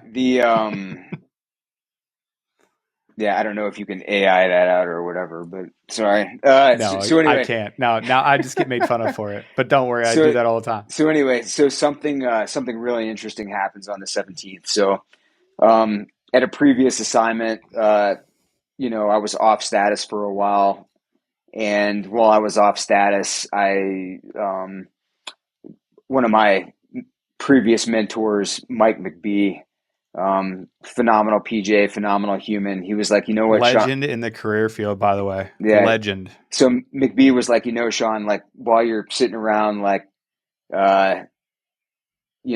playing with your dick and not doing anything because you're off status, like, why don't you go to PR 301 and like learn how to be a PRCC director? I was like, all right, man, cool. So I go to this course, end up befriending this dude who's a 20-year operator, now working for the State Department, specifically running PR operations in far corners of the world. But we kind of developed this friendship and stay in touch. And when I went to this course back in 2015, I believe. But anyway, his name is Sean. We'll call him Sean G. So Sean G and I go to this course together. So I've been keeping tabs. Sean G and I have been like keeping in touch with each other during the course of the events in Afghanistan and as everything's unfolding. And Sean G texts me on the 17th of August and says, hey, bro, I got a high priority lady who is isolated on the far southeast side of the airfield. Can you go get her? And in my mind, like, I immediately start balancing priorities. I'm like, well, we still have the CFAC alert. We still have the ground CASEVAC alert. We're still trying to figure out what the fuck is going on, like on the airfield and where everybody's at. So I start, I just kind of hammer them with some RFIs, like, who is she? Why is she important? What's her background? What's her contact info? So, turns out that she's an Afghan national, worked directly for President Ghani, but had been already captured and beaten by the Taliban, and had been in hiding on the southeast side of the airfield since the 15th, since like the initial rush. And after I hammered out these RFIs with Sean and kind of determined that she really was in danger and at risk of being executed, after we kind of got like the intel dump from her, like she sent us pictures of threatening messages from the Taliban saying that they were going to kill and rape her, and it kind of increased our sense of urgency surrounding her specifically. So I bring this to Tim, the commander, squadron commander, as the SEL, and I'm like, hey man, I just got this ask from a buddy of mine who is a former JSOC guy, former OGA operator. Like, the ask is valid. I think my inclination, my gut is telling me that we should move on it. So I end up, I get verbal execute authority from Tim. He and I kind of put some contingencies in place with regard to the existing team there at RTOC as far as QRF capability and, ground CASEVAC capability. But we bump over to the other side of the airport to do some mission planning with my buddy, OGA Dave. So I grab one of my most trusted PJ homies, Alex, bump over to the other side of the airport to do some mission planning with OGA Dave. We come up with the scheme of maneuver, kind of the key tasks that have to occur, go, no-go criteria. And, we do about 30 minutes of mission planning, and then we roll on it. So all the key tasks that we put into place, everything kind of happens the way that we expect it to. But we get to our vehicle drop-off point, our VDO, where we dismount the vehicles and start moving to our target location, like our link-up location where we had asked this woman to move to via escort. So we get to our link-up location, which ends up being this massive garage building that splits the internal and external side of the airport. It rides right on the border of the airport. We hit it, we clear it. As we're moving past the building, we notice a bunch of kind of like shady looking dudes that are off at a reasonable enough standoff distance that we can PID weapons, but they're not presenting any threat at the time. So we drop a couple guys to hold security on them as we start to enter and clear the building. So they're essentially preventing anybody ingressing the building that we're trying to clear as our designated link-up location to go rescue this girl. But she's not there when we get there. She's not at this designated link-up location. So we clear the structure, begin to back clear. As we're back clearing, we start doing like a verbal call out for her, and she's nowhere to be found. As we continue to call out for her, she starts responding from the south side of the building. Like, I'm over here, it's me. I moved to like a garage door that's bent to try and like gain access external to the building. And very quickly, we find a window that's open so we can move through the south side of this building towards her to go rescue her. Okay, so it's an important question that I have to ask though. Sure. You're 2.5 feet tall. Is this window 16 inches off the ground that you're going to be able to access it? Because I got to be honest with you, if it's a normal window, like who did you stand on? I got a lot of follow on. I understand that there's. So for me, it's like maybe we'll call it chest height. So it's one of those windows that's on the ground, like in the basement in Midwest homes. Okay, got it. No, that's the only part that I was really worried about was like I appreciate your concern, Aaron. Thanks. I want you to be included. I'm an inclusive guy, Sean. Nice. And I hate it when people are height restrictive. They're diametrically challenged. So nice. Okay. So we got this window. Yep. So, we find the window, and, anytime in a mount situation, CQB situation, before you move external to a structure to go do something else, typically there's always a conversation about it, right? You're always being very deliberate about what you're doing. So in my mind, I'm creating this conversation about with regard to what's going to happen next. And as I'm having this conversation with myself to eventually talk to the rest of the team, which is like me, Alex, OGA Dave, a Marine Corps gunnery sergeant named Tom. Alex goes YOLO right through the window with OGA Dave. And I'm like, as he's going YOLO through the window, I'm like, cool, I have just lost control. I have lost. That was my idea. I have lost tactical I've authority. Lost tactical control. Yeah, I have lost tactical control of this situation. So I use every last ounce of strength and vertical competence, if you will, to lift myself up into the window to pull security. Those kipping CrossFit pull-ups finally helped out, because like the only bar muscle up that you've ever done is when your short ass reaches up, and then you got to just get up there and make it happen. Man. I mean, it's good. It's good if you're short, but you can still squat a fuck ton of weight, right? Got to work for something. But anyway, protect that ego. I like it. Yeah. I mean, if you mean like 135, we're good, right? But anyway, it's only got to go 4 inches, man. Yeah. I think we already talked about this. It's not, the range of motion is exceptionally small. But anyway, so like Alex and OGA Dave go YOLO through the window, and I hop up in the window to, like try and provide them some standoff capability. I see like these 3 super shady looking dudes, and Alex and OGA Dave are like pretty yoked, and they essentially bum rush the girl that we're trying to rescue. And it just so happened at the time that there were these 5 Taliban dudes that were trying to essentially like detain her. As she was moving from the location that she was hiding in to this garage on the airfield, she got intercepted by them. They physically had hands on her. Alex and OGA Dave rolled up on them like ready to smoke these dudes. And for a myriad of reasons, like they didn't get into a gunfight or have to kill anybody, and they walked away with her and brought her back to the target building. I'm kind of like leaning out on the windowsill at this point, trying to provide some standoff capability in Overwatch for them, just in case one of them got injured, got hurt.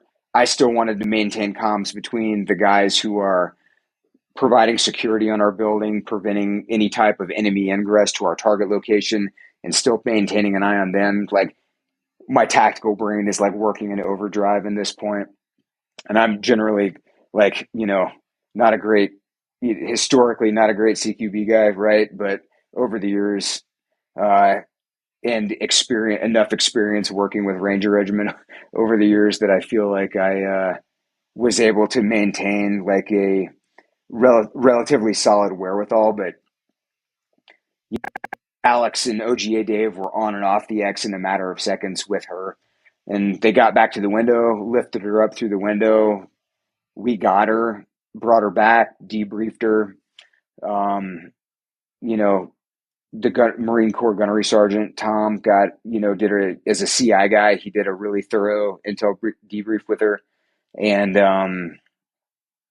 man, like, I remember getting back and talking to Tim, and I was like, dude, like I've done some pretty gangster shit over the years, but like that was pretty fucking cool.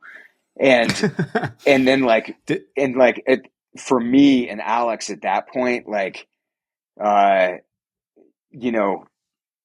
we started talking to her, and we were like, wait, like, where's your family? Like, where's your mom? Where's your dad? Where's your siblings? And we're that same period of darkness planning the next recovery operation for her immediate family, which eventually, as Chris was kind of alluding to earlier, ends up snowballing into this massive non-traditional personnel recovery effort. And it was aided by a number of different things. So it was, human that you guys were getting on the ground. It was from text messages. It was, from inclusion of, very famously, there was a lot of reports about a young man named Paul Alcoby that was essentially organizing large decentralized cells of folks that were trying to pass names and help, funnel people in. But that's where you guys started really doing what pararescue is meant to do. That's where you guys really, to each of you, Chris as well, where you guys started really rolling downhill to, that others may live. There was a problem that you saw, you could see work, you could do work, and it was non-traditional. And, in some cases, like you had to do an actual risk assessment. Like people say risk assessment, they don't know what risk is. You guys were doing real risk assessments of, can we make this thing happen? And you were successful, over and over again.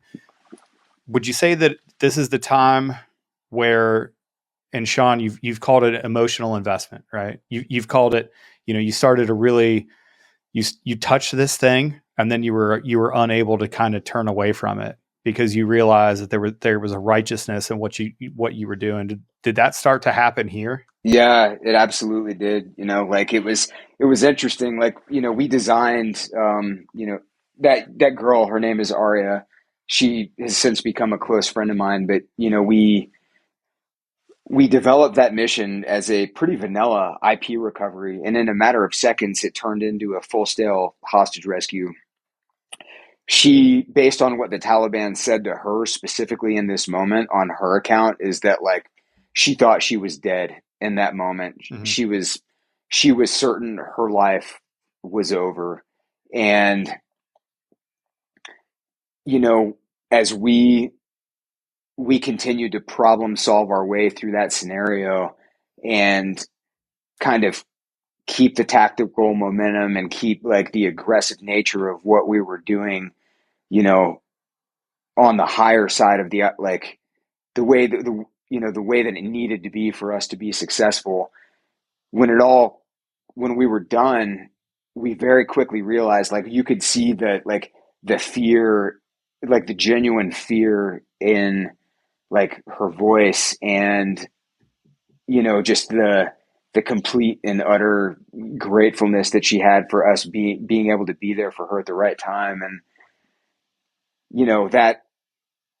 that as soon as we touched that, like, I was like, fuck, like, we need to start shifting our focus to helping as many people as we can. The very next day, we got in contact with her immediate family. We're able to recover.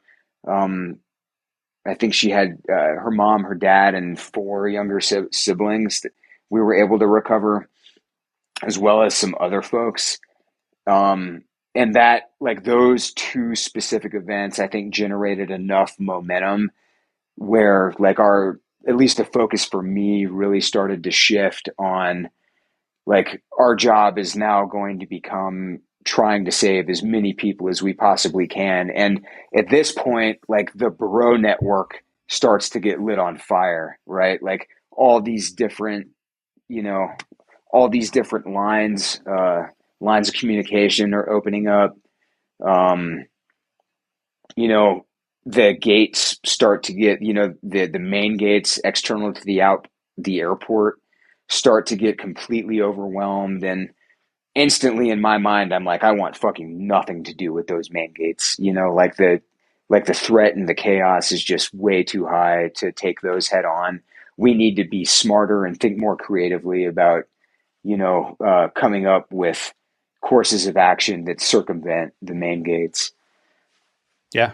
And then Chris, I want to hear from you too, because you made it clear earlier, like, you're like, hey, we have the primary mission while we're here is we have to hold this alert for the people that are in the area. We're flying a shit ton of stuff in and out. And then I know that you were torn, or I assume that you were torn between this righteous mission that you saw and this these other competing interests. And you guys are essentially trying to save the entire world, right? Like, the walls have been closing in on you this entire time. And, I imagine that there had to be, from the tactical level, there had to be something that you're just like, okay, cool. I have these other things that I'm thinking about. And that's one of the great things about our career field is that, Sean, you can look and touch and do this thing that was completely non-standard. And that your bro, Chris, has your back and that he's thinking about all these other things. And he's making sure that you're not only protected, but that you guys are really fleshing out the entire mission, and that you're starting, Chris, you're covering down on things that need to be handled, without Sean even asking. Like, I'm going to step away because we've been going for 2 hours and I'm old, but I'd like to hear your answer on, what things were you focusing on, and how did you support the overall function that was going on as Sean was fleshing out this kind of new line of effort?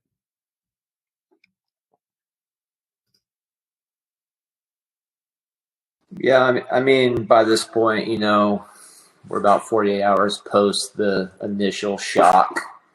Things are starting to normalize as far as essentially that insidious effect. We're kind of getting used to the state that we're living in. I'm beginning to realize that there are hundreds of thousands of people that are trying to get where I'm at right now. With that being said, after the op that Sean talked about, there was like a team meeting where we all acknowledged that we hung it out there a little bit more than we wanted to, and it wasn't planned that way. And we kind of agreed without saying we weren't going to accept that much risk again. However, we can still get on the same page and begin to do some things that would be helpful to get people inside the gates. For me, and I think you wanted to talk about John, is like our relationship is the simplest way for you and I to put our relationship is if people know us individually or know us together, is we both want the same things generally, but I think we attack it way differently, like completely differently. And I guess at this point, I realized that you were the focal point for the taskings and the intel. And I just basically realized I needed to step back and focus like 90% of my energy on just kind of making sure the dudes were good, making sure that we were still holding alert. I wanted to get in there, and I would later on when stuff was more formatted. But at that point, with you and Tim focused, it kind of left me to kind of, if the wheels were going to fall off the bus, I need to notice it first and kind of stay back at that point. I kind of lead with a rational mind, and at that point you were, and a lot of the guys were extremely emotionally invested, and I was just trying to be the No, and you did a phenomenal person job. to measure that when it objectively, I got think that too far. we're lucky that we were able to have, that degree of balance internal to the team, because I absolutely, once Alex and I successfully executed that rescue and then rolled on the rescue of her immediate family the very next day, and,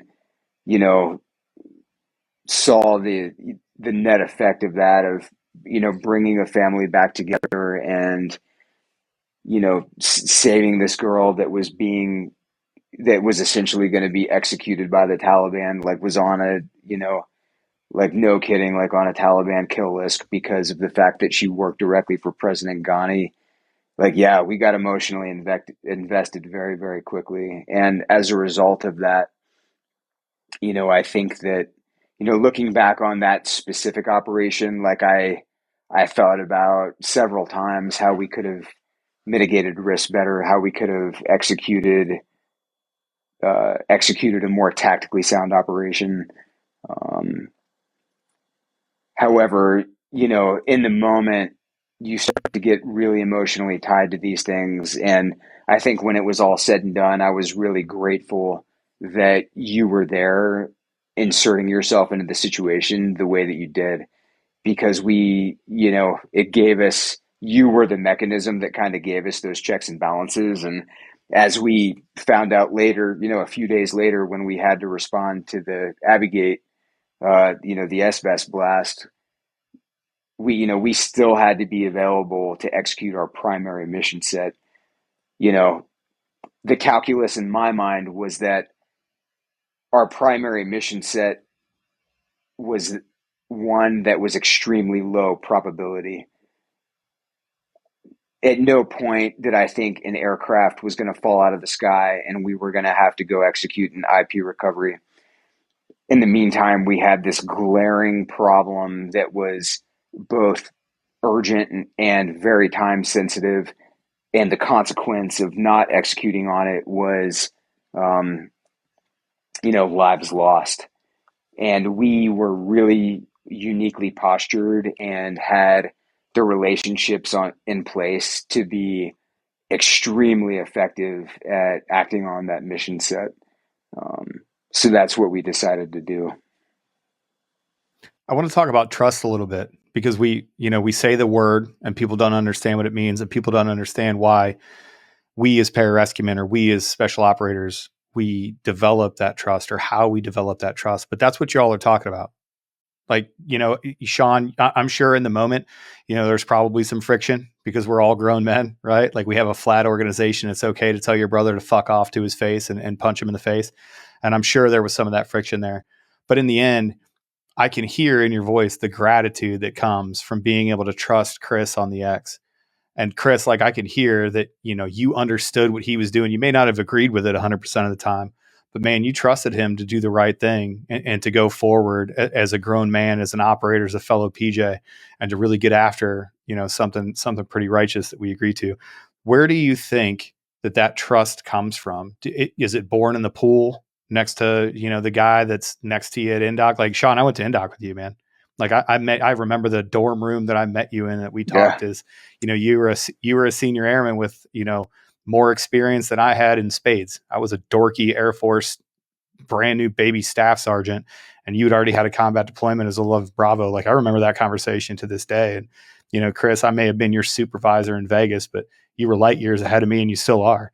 in your career as a PJ, but I'd say we all have we establish that trust. So, I guess the question I want to ask is, do you think that we have a way in the pipeline that we develop that trust? Is it forged in battle? Is it something that we select for? Or Chris, do you think that we attract those people that are worthy of trust and that end up performing in these situations?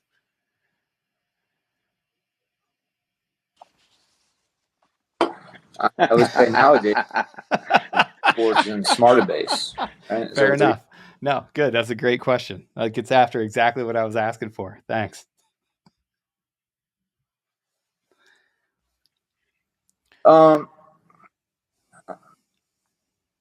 not going to get into a discussion about where we are with the essentially the development of duty off the street until ultimately being on the team. I think it's too complicated to truly put a pin on it. I think it's a little bit of instinct. I roll off my instinct a lot, and I really can't explain it. It sounds cheesy and whatever, but I think those times, just that blunt conversation. I've never been a person to tell someone what they want to hear. I think if they ask me my opinion, I'm going to tell them. So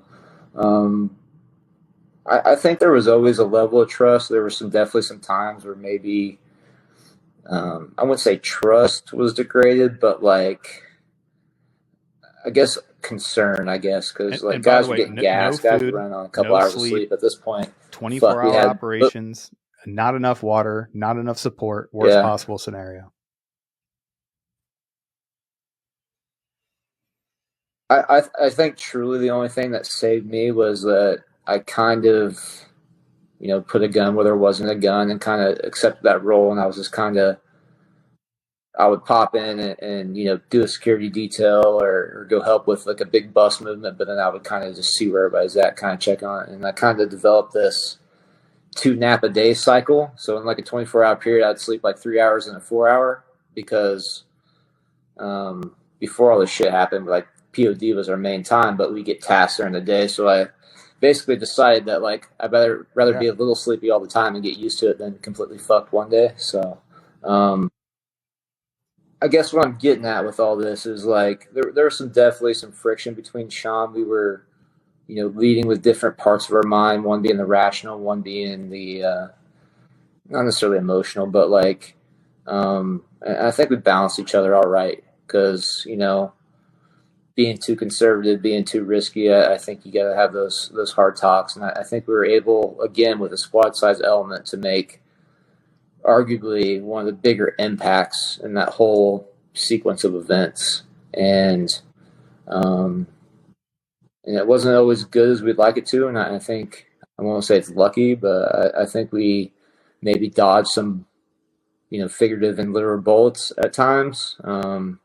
Just making judgment calls off instinct, but to really say trust is made by holding your breath, or I think the old system and parts of the new system weed out the people that you can't trust or aren't as easy to trust. It's kind of like that. Yeah, you don't know what it is, and it's hard to describe. But I'll tell you what, you know it when you see it.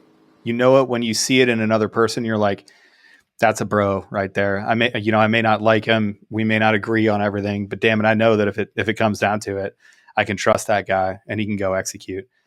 And that kind of brings us to, the next event here. It was highly emotional, and we don't need to go into it because, again, we already alluded to, there was another force on the ground that was kind of primary and that had a different mission set while you guys were trying to do this stuff. But Abbey Gate was really the breakwater for this event, right? So it got the most national attention. Back home, everybody was extremely emotionally invested in this thing. It was the first time that we'd lost, not just one, but 13 Americans in a lot of time. Sean, what do you got? Yeah, but before we dive into the Abbey Gate event, I think it's important. We got to have a signal. We got to have a hand signal. I have a thing that we agreed upon on timeline, and I keep going to stuff, and then you're like, wait, hold on, I want to talk about this. Well, there's a lot that happened between the rescue of Aria on the night of the 17th, and then the Abbey Gate. Okay. You So, know, and that was about 9 days for everybody that's tracking. So 17 yeah. through the 26th. So, okay. man, like to me, this became like almost like an ethical and a moral dilemma. We were staring down like this impossible problem, but we had a really unique capability and skill set to put a small dent in this impossible problem. And in the meantime, like my relationship with this guy, Sean G, enabled us to gain a tremendous amount of efficiency in what we were trying to execute. He showed up with this other dude. His call sign was Sea Spray, former Army Special Forces guy and ground branch operator. Isn't that the drink? Isn't that the really girly, sugary drink that girls drink in college and get hungover? Sea Spray? Maybe. I don't know. Is it not?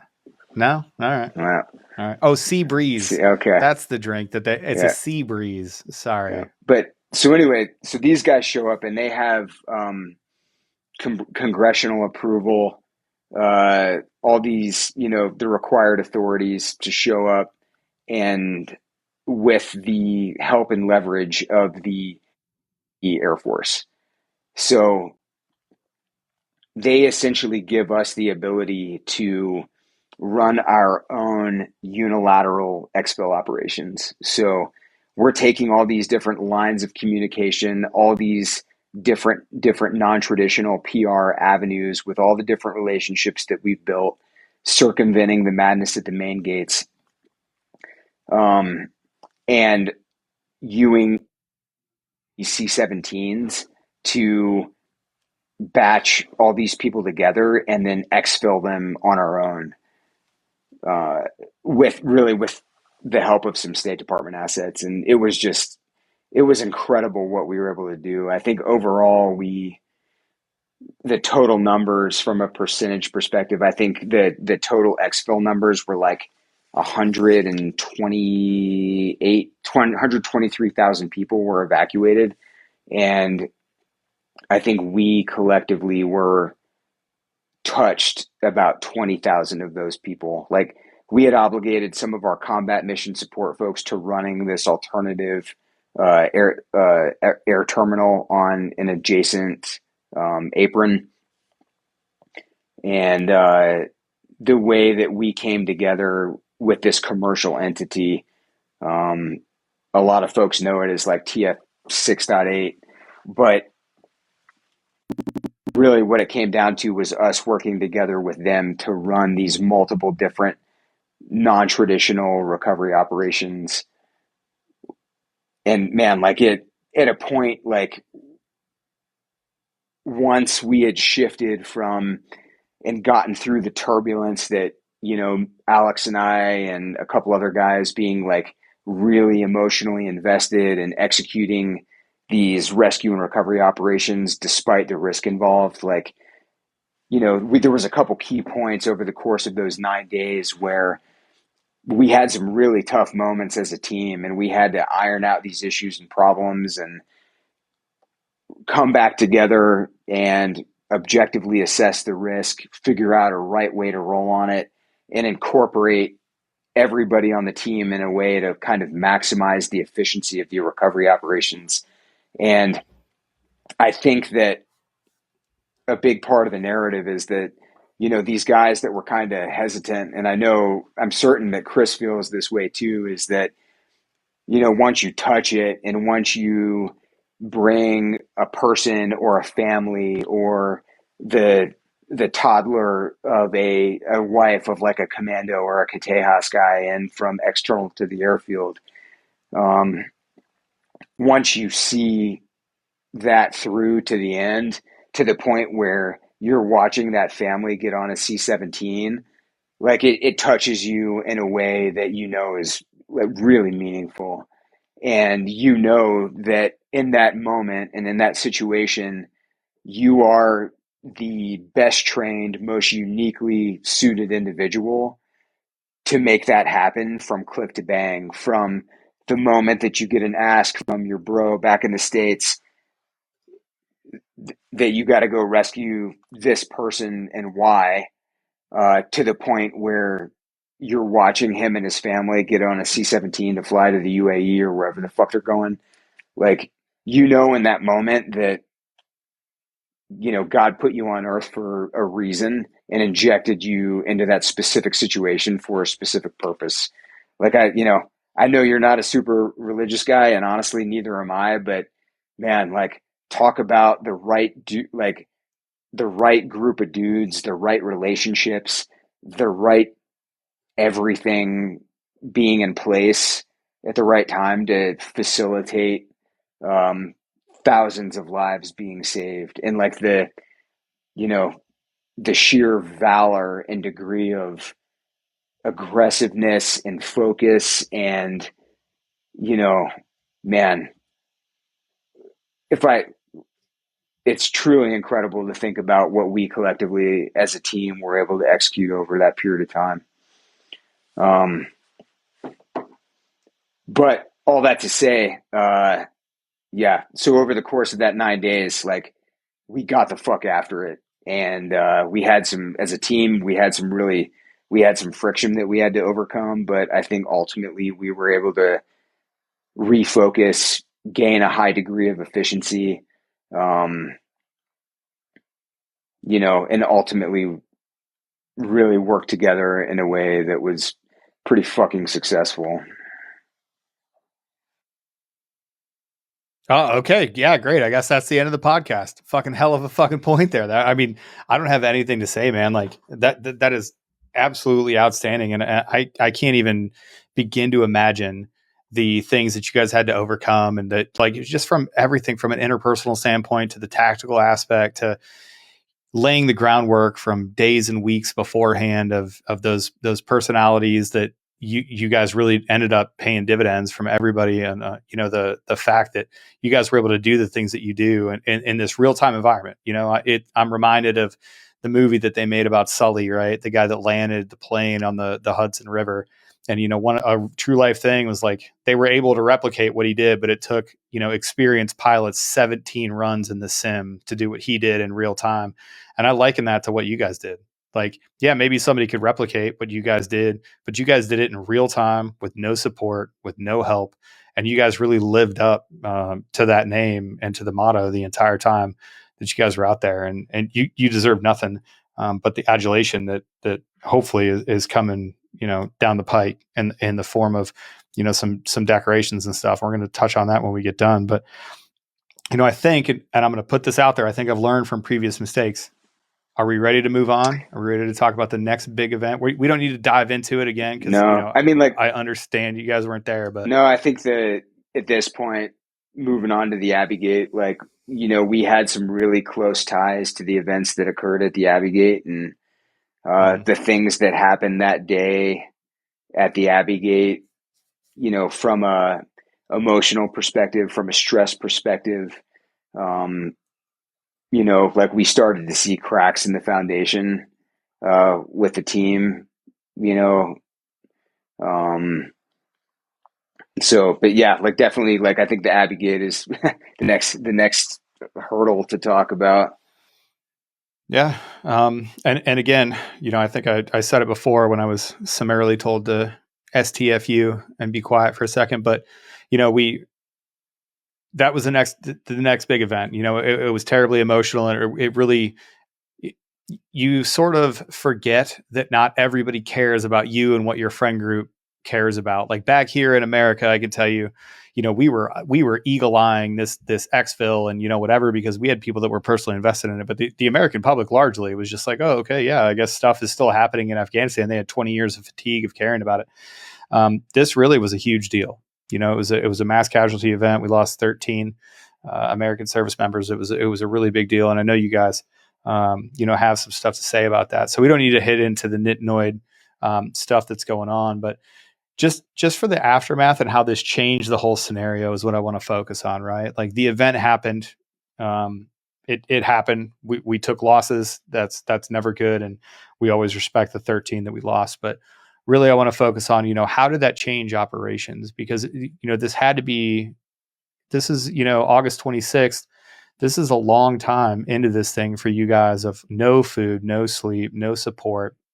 You have other entities that are flying in, and I'm not going to, they did it for their own motivation, but you had a lot of things that were distracting away from the real thing here, which was like, we need to exfil as many people as we possibly can. We need to get off target because we're getting out of country. So we don't necessarily need to talk about the soup to nuts of Abbey Gate, but moving on from that, like in the days that followed, how did that change your focus, if it did? Well, I think that like, man, so like leading up to the Abbey Gate, just to summarize, quick summary of the last 9 days, non-traditional PR. Did you just go back again? I know.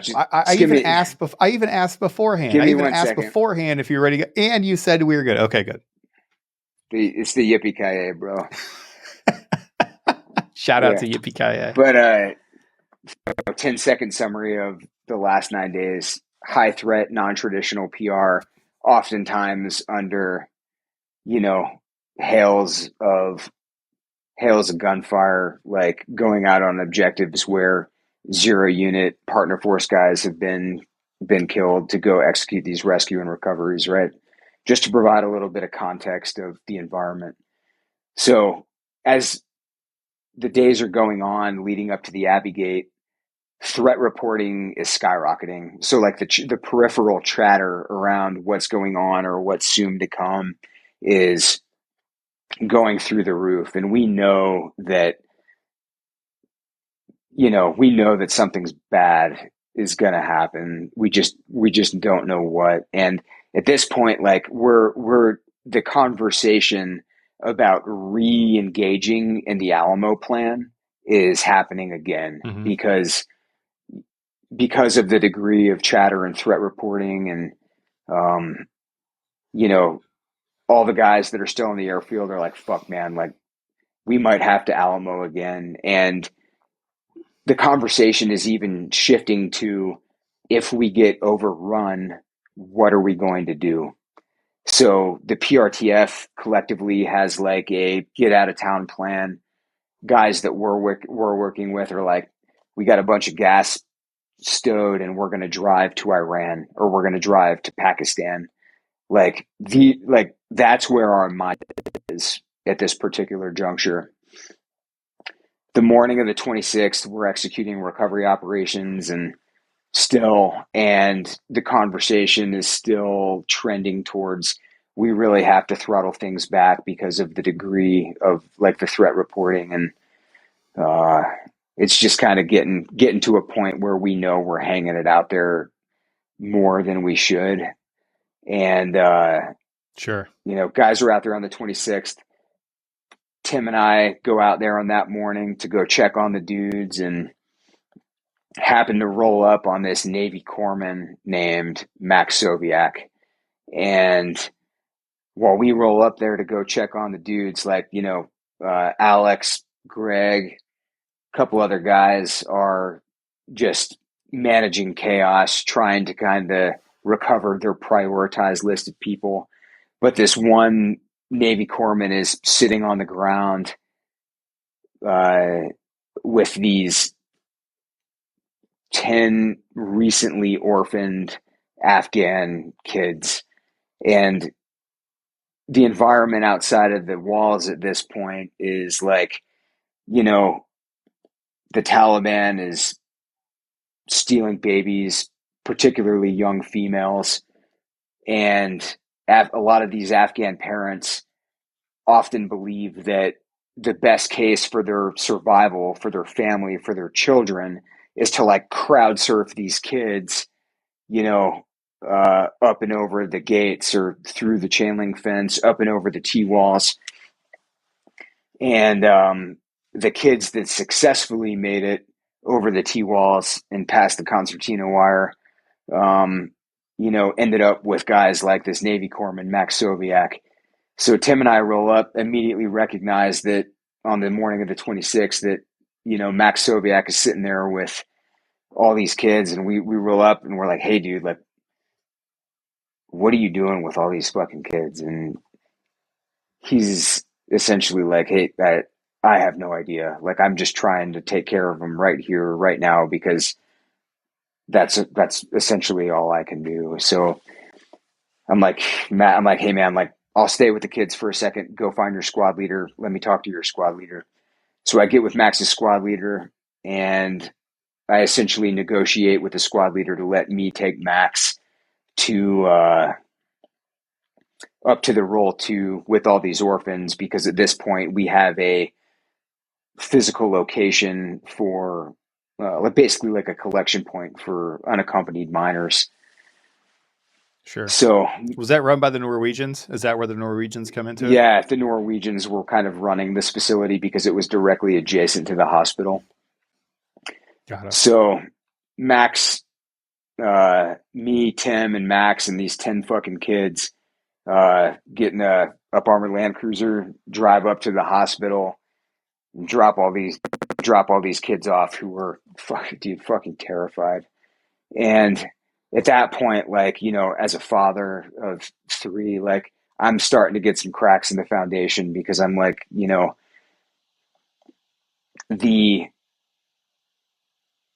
you have to realize the situation that these Afghans were in order to just basically deliberately orphan their children. You know, oftentimes they were throwing their kids over these T-walls, unknowingly throwing them over like a 20-foot T-wall with 2 or 3 layers of concertina wire on the other side.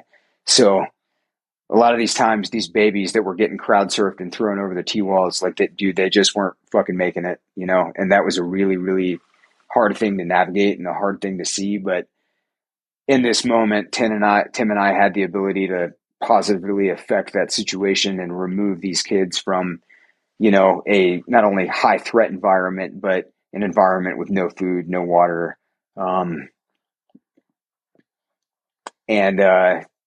You know, with the help of Doc Soviak. So we get all these kids to the hospital, get Max back out. And in the meantime, like, I'm kind of processing what just happened, and very, you know, like, pretty impressed with this Navy corpsman who's an E3 or E4. And I immediately start having a conversation with him about pararescue. I'm like, bro, I was like, I don't know who the fuck you are, but like, just always recruiting. I like it. Bro, yeah, like, just like stealing talent. I was like, do you know what pararescue is? Because you need to be a fucking PJ. Like, you need, like, when you're done, when we get home from here, like, you need to fucking call me. So we get Max back out at the main gate. I give him like a big old bear hug, and I'm like, bro, like, be safe.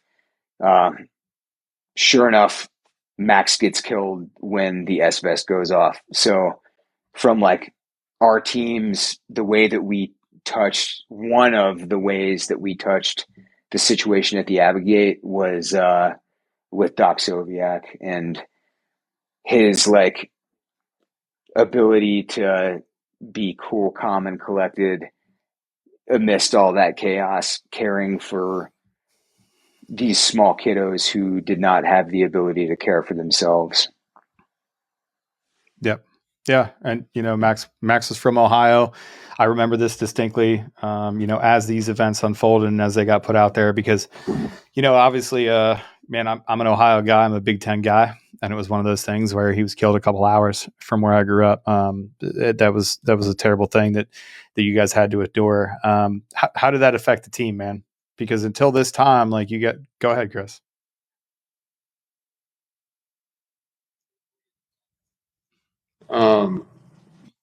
Yeah, before we get into that, so I think the original question was Abbey Gate a turning point in so many words? And I think it was. And just like a general reminder is like, we didn't plan this.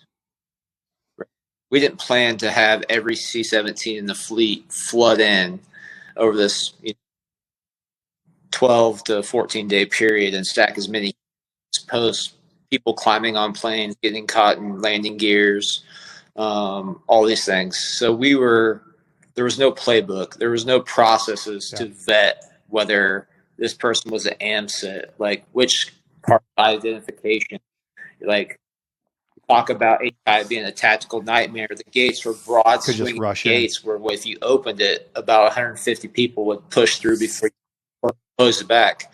At this point, we're deep into it where, you know, tens of thousands of people's water bottles, feces, trash, people are even in the gates. They're suffering because it's summertime. Guess what? In Afghanistan. So just to kind of paint the picture, up until this point with the Abbey Gate detonation, we hadn't lost.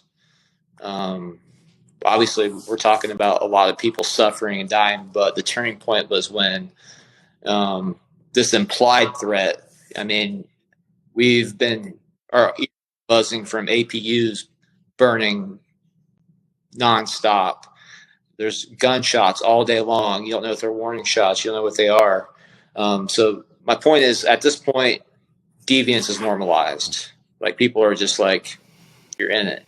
And I think when that big event, I think the narrative and American priorities shifted to like, all right, we're going to take as many more people as we can, but we're going to have to put a lid on this eventually and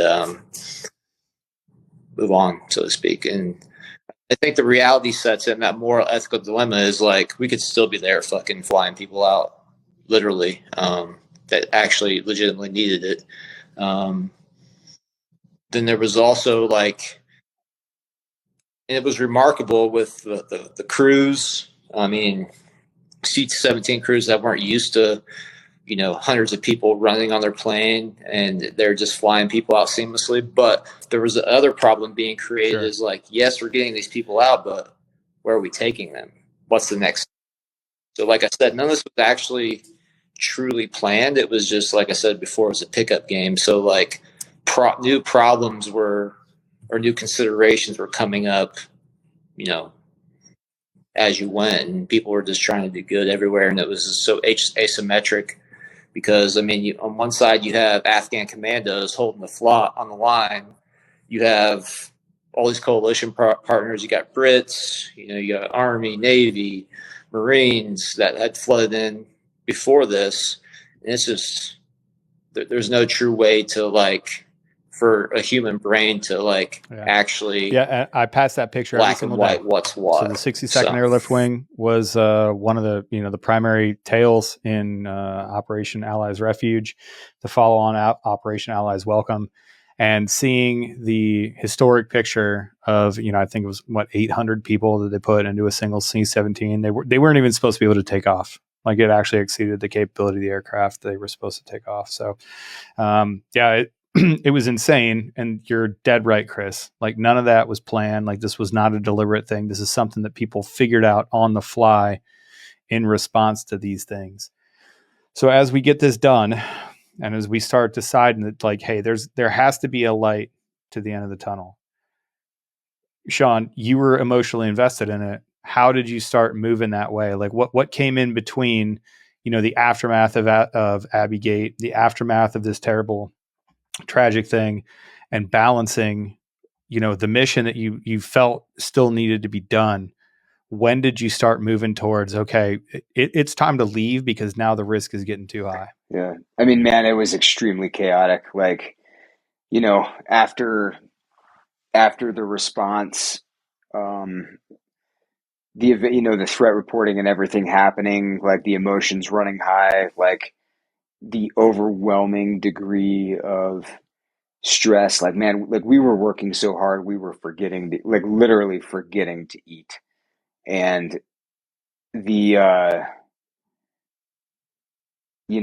after we responded to the Abbey Gate and like worked the mass casualty at the roll 2, everything stood down the next day because, you know, we had to honor the fallen, do the ramp ceremony. And then at that point, it became like back to that continual risk calculus. Like, we have to protect the dudes, you know. But it's a funny thing, man, because like the calls kept on coming. Like, the calls for help kept on coming. I got added to a thread that was like at at the SecDef level where we were getting an ask to recover somebody from Admiral McRaven.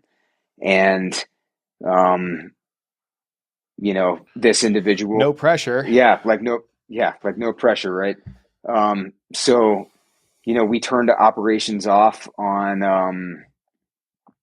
the 27th. We started packing ISUs, tried to refocusing the team to like get sleep and start prepping for Expo because we knew that it was coming soon. And on the 28th, we turned ops back on and we started executing rescues again. And that was... How many times is that for you guys that you guys have packed up, unpacked, packed up, unpacked? That had to be supremely frustrating. Like, how hard is it to keep motivation at that point? I mean, it was tough, but like, it's again, like kind of this underlying theme through this entire period of time, like, is that it was like the most profound moral and ethical dilemma that you had ever faced, right? So it's like, do you just shut it down and give up, or do you keep charging because like that's what you've been fucking trained to do? Never fucking quit, right? So fucking hoo-yah, bro. Yeah, so like 28, and this was a big deal for the team too, because like Tim and I got together, stood side by side. Gentlemen, we're turning operations off. 28th rolls around. Gentlemen, we're turning operations back on. God dang it, man! How are you supposed to even deal with that? Chris at this point is like, he's like, Sean, like, really, bro? like, really? Like, are you fucking kidding me? Really, bro? Yeah. So really, bro? But like, we're turning them on. I gotta pack this ISU for the 6th time. You piece of shit. Do you know how hard it is to pack? Yeah. So like, please tell me too. You guys had like Zodiacs and like engines and shit. Like, did you have to pack? Yeah. So stuff that you would never even use. I always love when we would take dive equipment to Afghanistan, but like in Helmand, like, bro, there's not even a river. It's called the Helmand River Valley, but only nominally. Like, there's not going to be a dive. They like, you're telling me I got 2 ISUs full of dive gear and side scan sonar? That shit's heavy, bro. Yeah. And I think like an important like topic is, and it's like the human aspect of this is like literally every one of these dudes have not only like families, but they have wives, they have kids, and they have serious girlfriends. They have a unit back home that's not even really sure what the fuck is going on. So like the 48th is kind of like, the reason that kind of reminded me of this is like dudes are kind of like balancing, keeping like their wives like informed that they're alive or not. Like you guys are jobbing. Safe. And by the way, like that comes with risk as well. Yeah.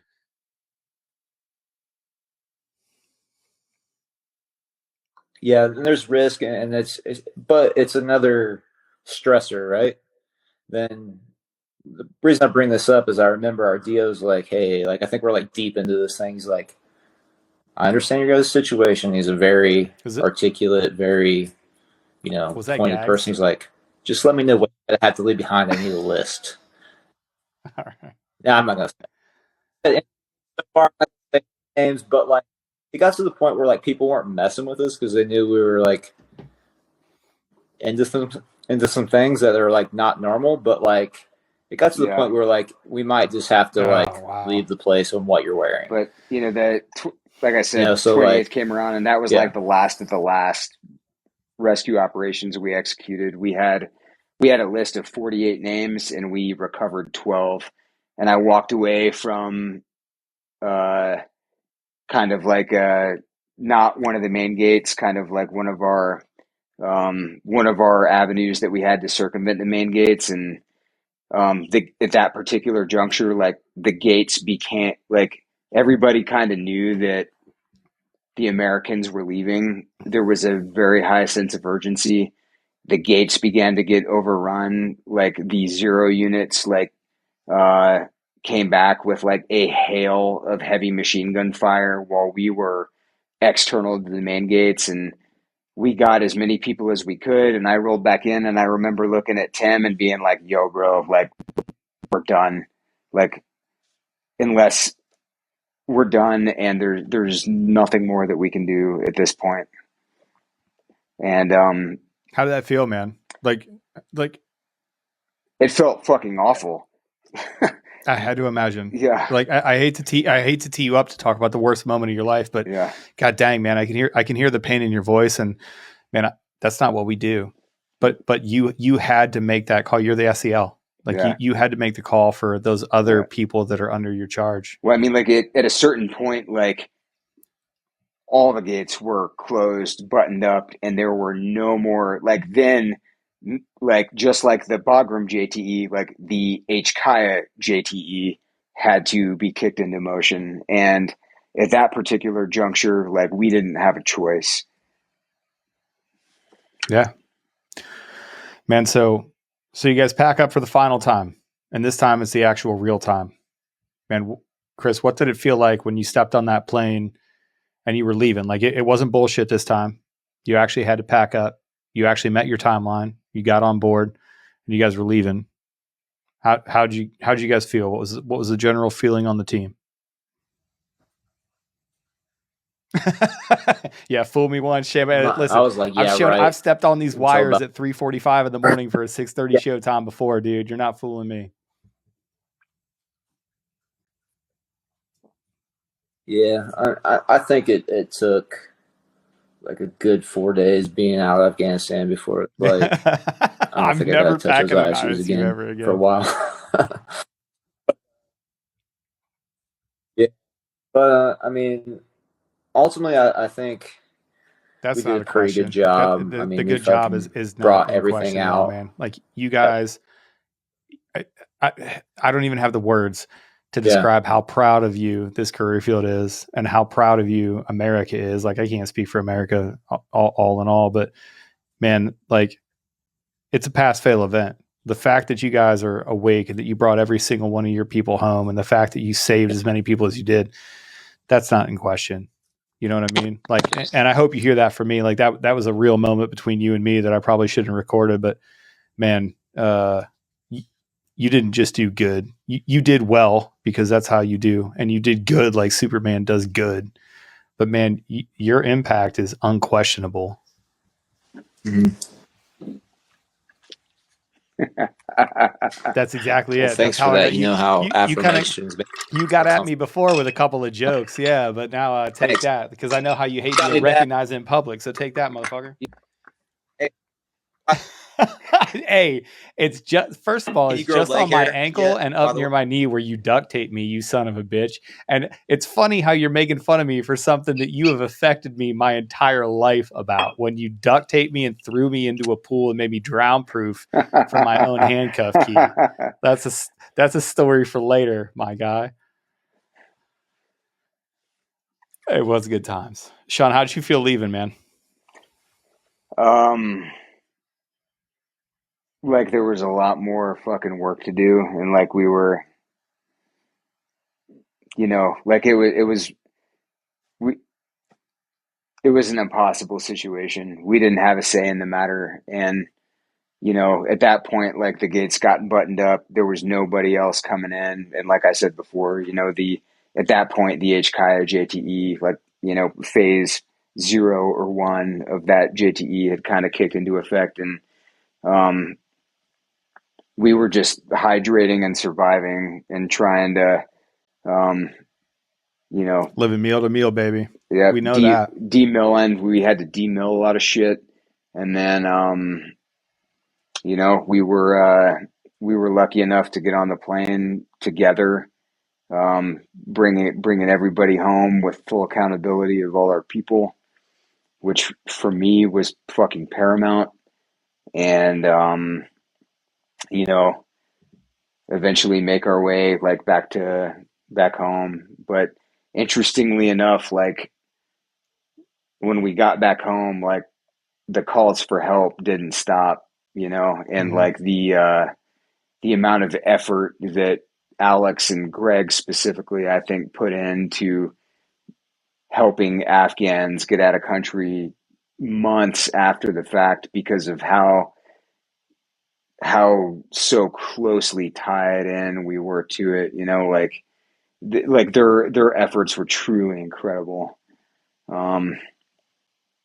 So, sitting on that was really, really tough. Getting text messages and phone calls in the middle of the night for months after the fact was certainly not ideal because, like, we weren't really in a position to positively affect rescues anymore. But I tell you what, man, like a lot of great AARs and leadership lessons learned coming out of the situation. Right. And it's a referendum on modern warfare too. Like the fact that you guys could be in this situation and 96 hours later be in Germany or Las Vegas or Davis Monthan. Holy shit. Like humans aren't meant to process that level of trauma. Humans aren't meant to go through what you guys went through. The fact that you're just on this phone call right now or on this little video chat that we have That's right now. Probably why it took 2 years to fucking make happen. But you know what? It's a story that needs to be told, man. So I've had the distinct pleasure of working for the 62nd Airlift Wing up here in Joint Base Lewis McChord. I've had the distinct pleasure of watching 96 distinguished flying crosses be awarded, to the folks that worked on those aircraft and that were able to effect the evacuation. And man, they have a proud tradition of, mobility aircraft and, the 62nd Airlift Wing mobility airlift wing warriors. They're awesome. They're crazy. So, it's a dumb thing, but I want to talk about it because unless we talk about it, we won't. Like, I assume there's a shit ton of high level decorations that came out of here as the guys that saved, 10,000 people, moving towards those aircraft. So, is there anybody that you want to highlight or anybody that you want to talk about specifically, that went above and beyond? You don't have to use their name. You can just describe what they did. I think that's probably the easiest way to do it. I mean, like everybody on the team that touched these rescue operations went far above and beyond what would have been reasonably expected of them. Sure. Yeah. Major Smith and I have been in a kind of like an ongoing battle to get everybody recognized at the appropriate level. Like right now we have guidance. What do you mean? I'm sorry. I don't understand. What do you mean ongoing battle? 96 distinguished flying crosses have already been put out there. So, I mean, yeah, I mean, like this is a hard forum to kind of discuss all that in, but, like to be perfectly honest, like the AFCENT has some really, fucked up rules and regulations when it comes to awarding certain medals. And AFCENT doesn't exist. AFCENT had went home before you guys started your operation, which is a weird thing to talk about. But like, I also think that objectively, it's really hard to quantify on paper what we did. Like the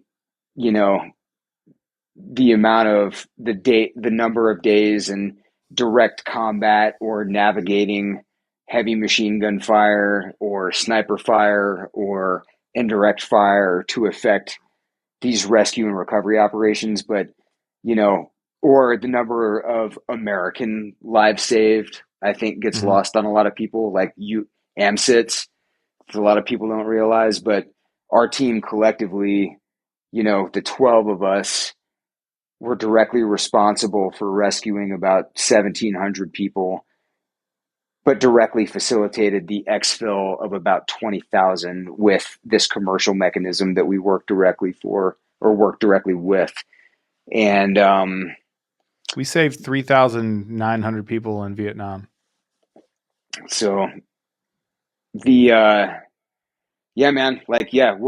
in a battle to get our team from the 83rd the appropriate recognition they deserve, and fortunately we have we're getting advocacy from SEAT Cologne Lopez and Simsaf Bass. Like, we're getting advocacy from them, but unfortunately we're still in a fucking battle over it.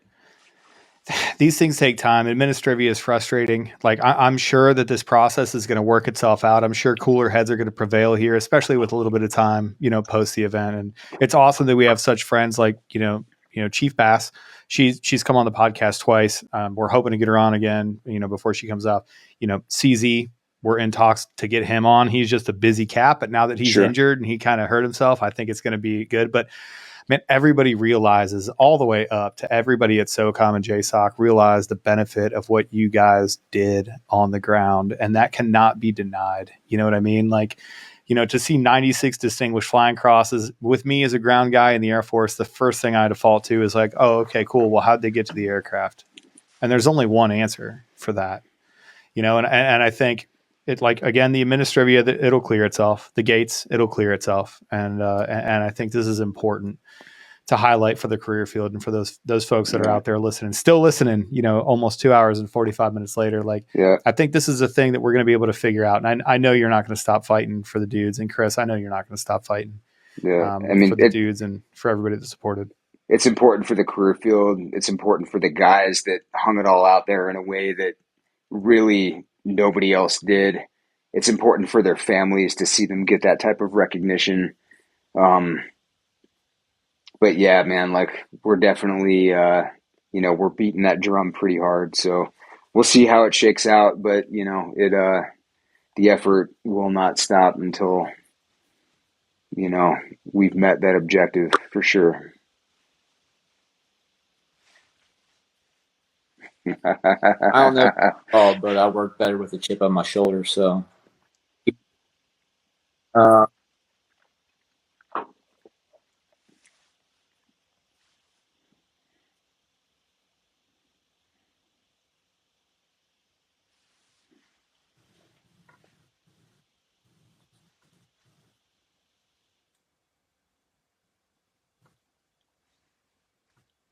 yeah, I know. My phone's about to die, so I had to plug in. You're sideways, dog, by the way. There we go.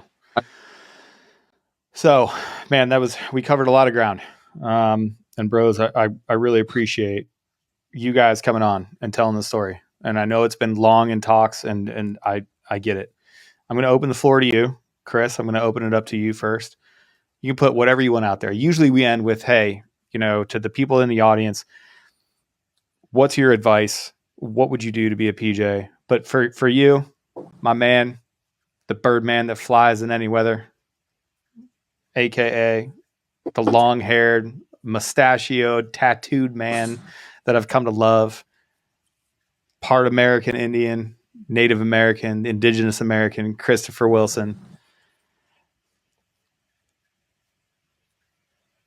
No way, actually, really. American thing's no longer true. I did one of those DNA things. It's not. You were lied to by your whole family your entire life British until now. And now here we go. Yeah. Imagine that your family. So I'm going to open it up to you, man. Like, you don't even have to adhere to anything. I don't care if you give advice. I want to give the floor to you. I want to say, if there's any projects, like, we're going to talk about Stars and or Shields and Stripes. We're going to talk about Pararescue Foundation. We're going to talk about some of those other things here at the end of this. But man, Chris, I just want to open the floor to you and give you the platform, man. What you got? Yeah, I guess thanks for the platform. I guess the biggest plug I have for this whole thing, and really the only reason I agreed to do it, was to just kind of document, what our team did. There's no perfect team, but this was the perfect team for this set of circumstances. I mean, we had a lot of brand new guys that didn't know any better, and that worked out good because they were just open sponges, and we had a lot of guys that just balanced each other throughout with different talents, different opinions, different motivators throughout. And I think somehow, some weird way, it worked itself out. Obviously, you can't sit back and deliberately plan, something like this. It was just so, asymmetric and so minute to minute at times. Yeah, so for those guys, you know who you are. A lot more funny stories. I think I did a pretty good job. I didn't mention anyone's name throughout, so I didn't have time to ask for your permission. I'm a pretty private fellow myself, so me being on here is kind of a big deal. Yeah, so kind of prefer the shadows, so to speak. But I guess the question that you did have, I guess there's always people, and I think there's a lot of excuses and people waiting for the right time, but like deep down, you're the right guy for something like this, and then all the money and expertise and training programs and equipment we're throwing at trying to get dudes wearing berets, but like until someone figures out how to measure grit, It's called induc. and then I think that's the only word I could come up with right now. But yeah, fair enough. But I think deep down you're the right guy or not, and you can ask people over and over again how fast I need to run, how many pull-ups I need to do, like what's going to be on every day. But like if you come in knowing that it doesn't matter what I need to do, I'll get there. Okay. And then you're the right guy, Sean. or gal, so to speak. So Man, like, in closing, this, there's a lot of guys out there that have a lot more deployments than I do that I really looked up to, that helped kind of shape my military career. But at the end of the day, having a bias for action, served as a mechanism to validate a 20-year career in the military and just kind of really giving it all. The other thing that I found that was really important was the ability to have intense discourse, but still maintain really close relationships with people. As a professional, like the ability to, I think as a leader, one of the key attributes of a leader is the ability to hold people accountable and still maintain close relationships.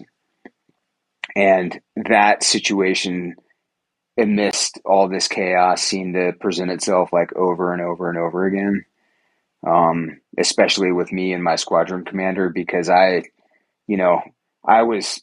found myself in a position where I was pushing the risk envelope regularly and then, getting reeled back in. And I'm, in hindsight, just really thankful for that.